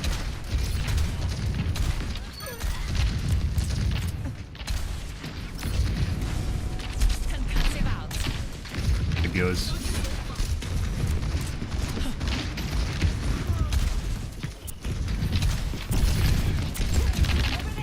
Ladies and gentlemen, start your engines.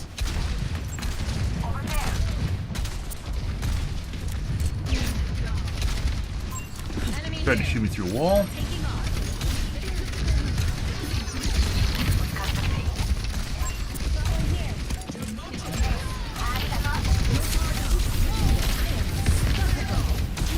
By the pressure.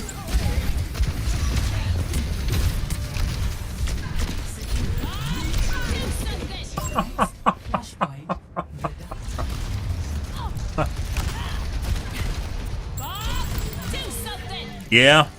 Sorry to hear that. Returning I'd say I hope you guys have your shots because they still do matter. Not as much as they used to. But I had COVID after having 2 shots, and it wasn't pleasant. And it would have been a lot worse without them. But taking to the air. people do whatever they want now, so Flashpoint unlocks in 10 seconds. take care of yourself regardless of the way it goes. It is very, very erratic. When I got COVID, it felt like I went through every singular fucking infection and disease I ever had.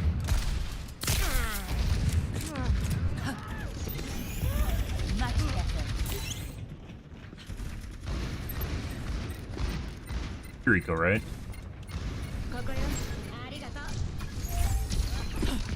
Increasing altitude. I see an enemy. Bryce, I just got headshot.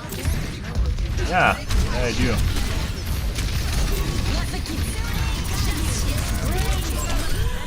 Got it.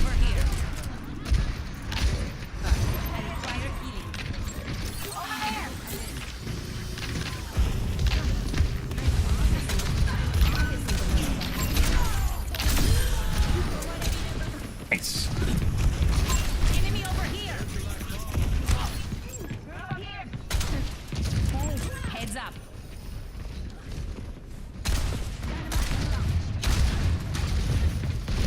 There's a lot of tunnels and entrances. I have no idea where they actually connect to. Still.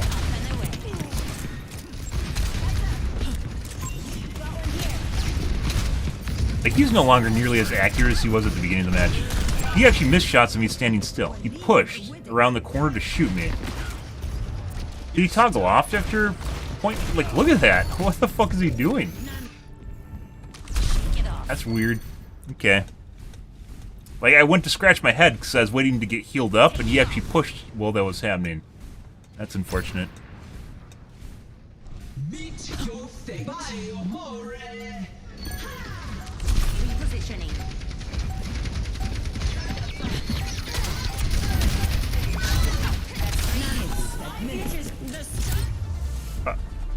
So, I guess, I don't know why McCree toggled off. He's watching my stream? What was that? So, first point, he was incredibly... You guys saw how fucking accurate he was, right? He was looking at me through walls and shit? This guy was cheating all game. And then it was like, P2 he wasn't. Just casually watching people through walls. Hit reg misses. Good. I like it. I love it. It's gonna... If you are... I don't want to say if you're bad at the game, but if you don't like things where you have to think on your feet, you're probably not going to like Flashpoint. I like Flashpoint because it's not linear. It forces you to think and be strategic and communicate with your team or notice what your team is doing. Be observant of what your team's doing and where they're going. I call it anti-cheat for Adderall because, as it turns out, when they Adderall, they hyper-focus on stuff, especially if you don't have ADD and you take Adderall because you think it's going to make you cool and great at video games, which it actually kind of does. Makes you really, really focused. They will tunnel vision on really stupid shit, and then they don't pay attention to everything around them. I have had ADD. Well, I actually have ADD at one point in my life, and I was on Ritalin when I was younger and Adderall when I was younger, and decided to stop using them for multiple different reasons. But, you know, personal choice aside, it forces you, like, you just kind of tunnel vision on one very particular thing, and then everything else, you don't notice anything around you. So they lose objectivity, and you'll see these people that are basically using Adderall that they just W key from person to person that is basically like an NPC, like, that's aggroing them, and they just basically around the map like that. And you'll all of a sudden notice the point's over here, your team's like running off this direction, you know, and you keep spamming group up, and they don't even notice it or pay attention to it. I think it's actually really, really good. Initially, I was like, you know, this isn't going to matter. I didn't think it was just going to be game mode. I thought it would just be normal. And as it turns out, it actually encourages a lot of dynamic thinking and forces people to actually kind of rotate around their team and around the strategy. Strategy and skill. Strategy is a skill in my opinion. Like, tactics are a skill. Not just like shooting the pixel on the screen is a skill. It is a skill for sure, but there's a lot more to video games besides shooting the pixel, right? And this actually brings to light where people can't position properly, and positioning is strategy, right? It's positioning your piece on the board, so to speak, which does matter in and of itself too. And it's much more heavy on you taking fights and where you go, and not just taking random fights over and over and over again. It's going to be a conflicted answer. There's a lot of people that say they don't like it. Like I said, I call anti-cheat for ADD, or anti-cheat for Adderall, excuse me. Because it seems to be pretty good at just, you get people that like that Orisa, just instead of going to the point. So when we're moving across the map, I can show you guys. I don't know if you can go into the observer mode where you look over the top. Oh, before we get into this, I need to report these guys. Let's see. What the fuck is this? Are they? No. I think this is a Steam player. I don't know. Well, this is the Ash.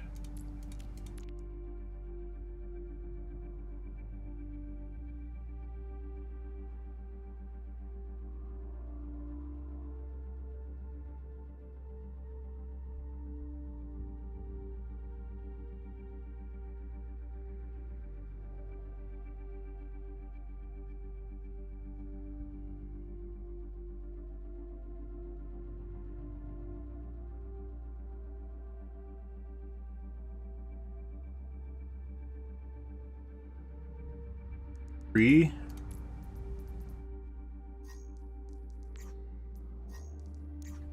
want to avoid him. He'd be a great teammate because he's cheating.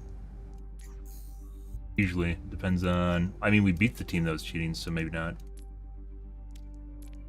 But guys, I like when games are more than just shooting a pixel. And there's a time in which this game where people only wanted heroes that shoot pixels, and it's... like season 8 or something. That was a long time ago. Doomfist came out and Bridget came out and everyone's like, no, we don't want MOBA heroes in our...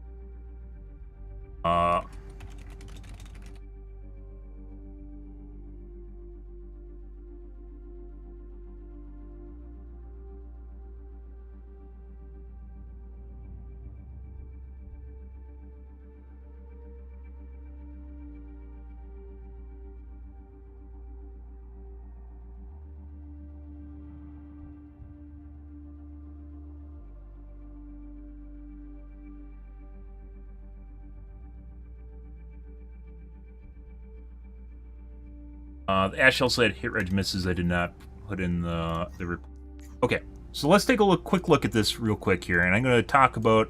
I don't normally cover matches from a strategic standpoint because there's not really much to them. You just go into the point and that's it. Let's take a look real quick here at... because it's kind of interesting. Remember when I was like, what the fuck is Orisa doing? Yeah. Look at the overview. How do you get the overview thing? I've seen it on... live streams.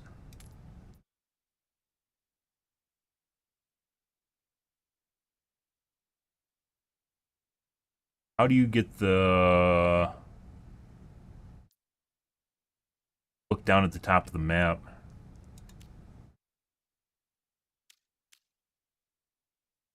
Maybe they just go free cam and zoom up. They just do this.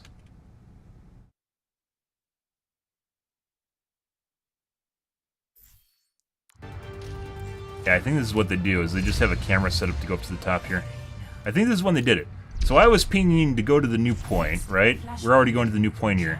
Like, look at this. And you can see the lens. This is really cool. In my personal opinion, this right here is very, very, very cool. You can see the strategy moving in real time, right? You can actually see what's going on here and where people are going. I love this. Heroes of the Storm, guys, fantastic MOBA in my opinion, well ahead of its time. I've played a shitload of Heroes of the Storm.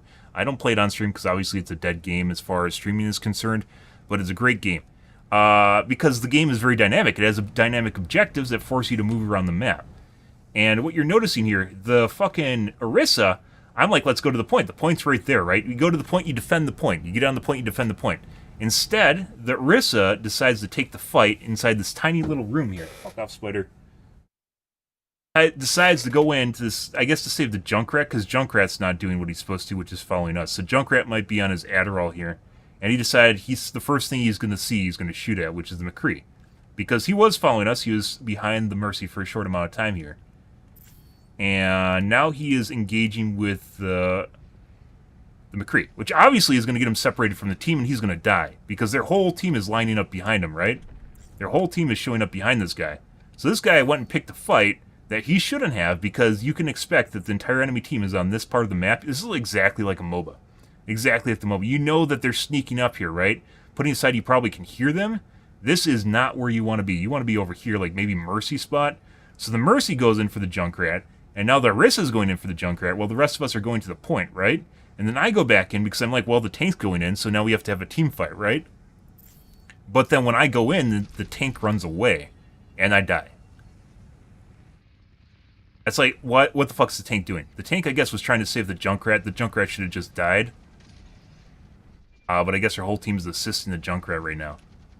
And this is where I bop them off the edge of the bridge. Great for moving them out of positioning. So one of the things a lot of Pharaohs don't do, guys, is they don't reposition people. Repositioning enemy teammates like this actually gets them off this guy. But now I basically go in here and die.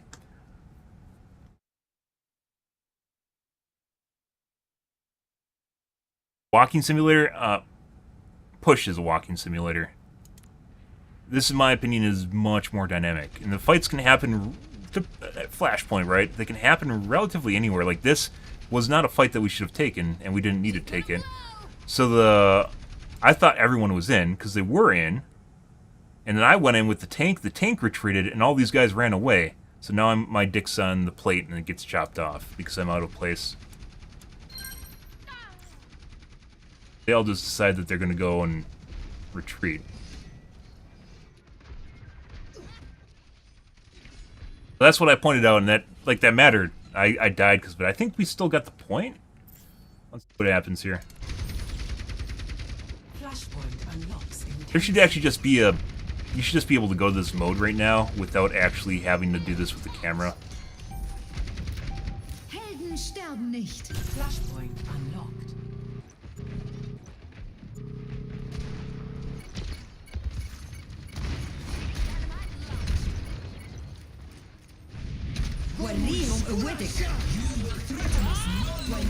Trying to get the Ash up high ground.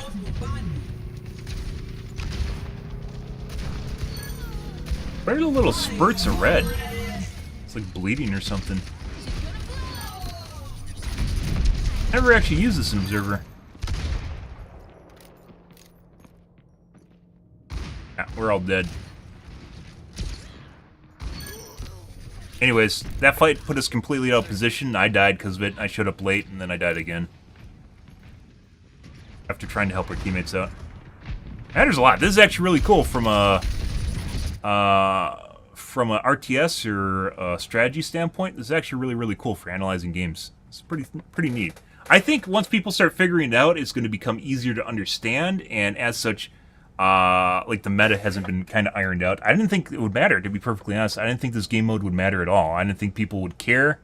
I didn't think it would change much of anything. As it turns out, it did. It actually changed a lot. And there are some people that just aren't really that great at it. Like the Junkrat that went and tunnel visioned on the McCree the moment he saw him. And then the whole team's transitioning to the point when we're vulnerable. And what happens, guys, you get the line of players. If someone gets picked from behind, it crawls up the line. So you get someone that's out of position when they get picked, they'll just take over your team. So like if you start getting overtaken, it's basically your team's fucked. From a strategic standpoint, your team's fucked. It doesn't even matter what heroes they are. Because you're basically like 4v1ing or 5v1ing. And you're...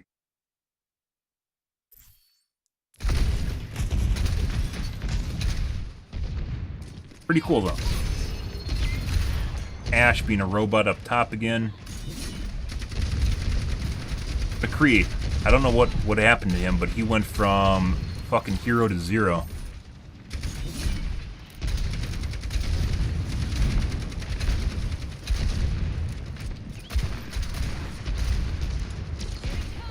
That's actually pretty neat.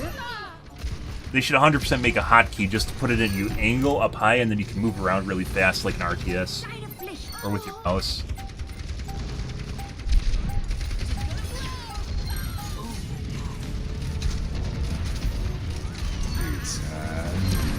Bye. Bye. It also shows you when they're stunned.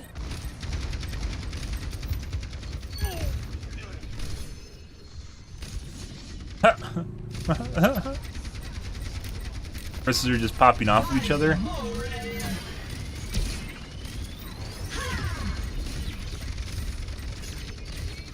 It's a little like watching the RTS, guys. It's actually kind of cool.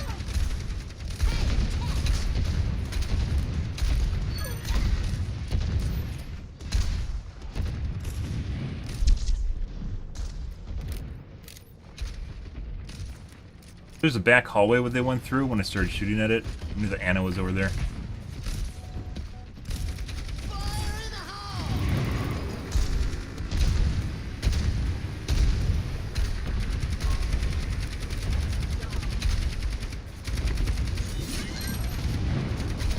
Dead. Pretty good.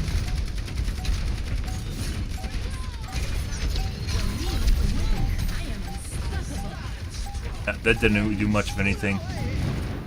We forced Lucio to ult. And then the Ashe ulted. Kill me. But basically the point's over, so you didn't need to use your ult at all. And she did that just to kill me.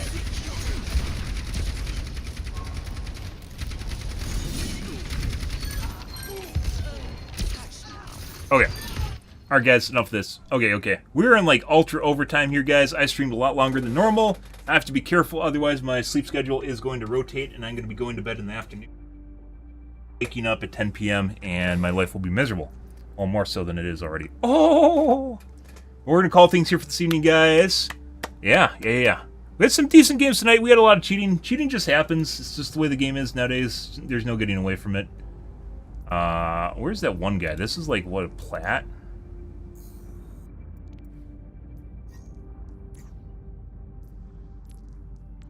A silver. He's a silver, and now he's a diamond that doesn't miss shot. He doesn't really have really good reaction times, though. You can tell he's basically a silver. But we're gonna call things different things, guys. If you are new to streaming, enjoyed the bullshit, enjoyed the copium, enjoyed the fun, make sure to hit the follow button on your select platform. I stream to Kick, Facebook, as well as YouTube Live every day from late night to early morning, GMT-6, so about 11 p.m. Central Standard Time to 4 a.m. Give or take, it depends what's going on in my life, what's happening, etc., guys.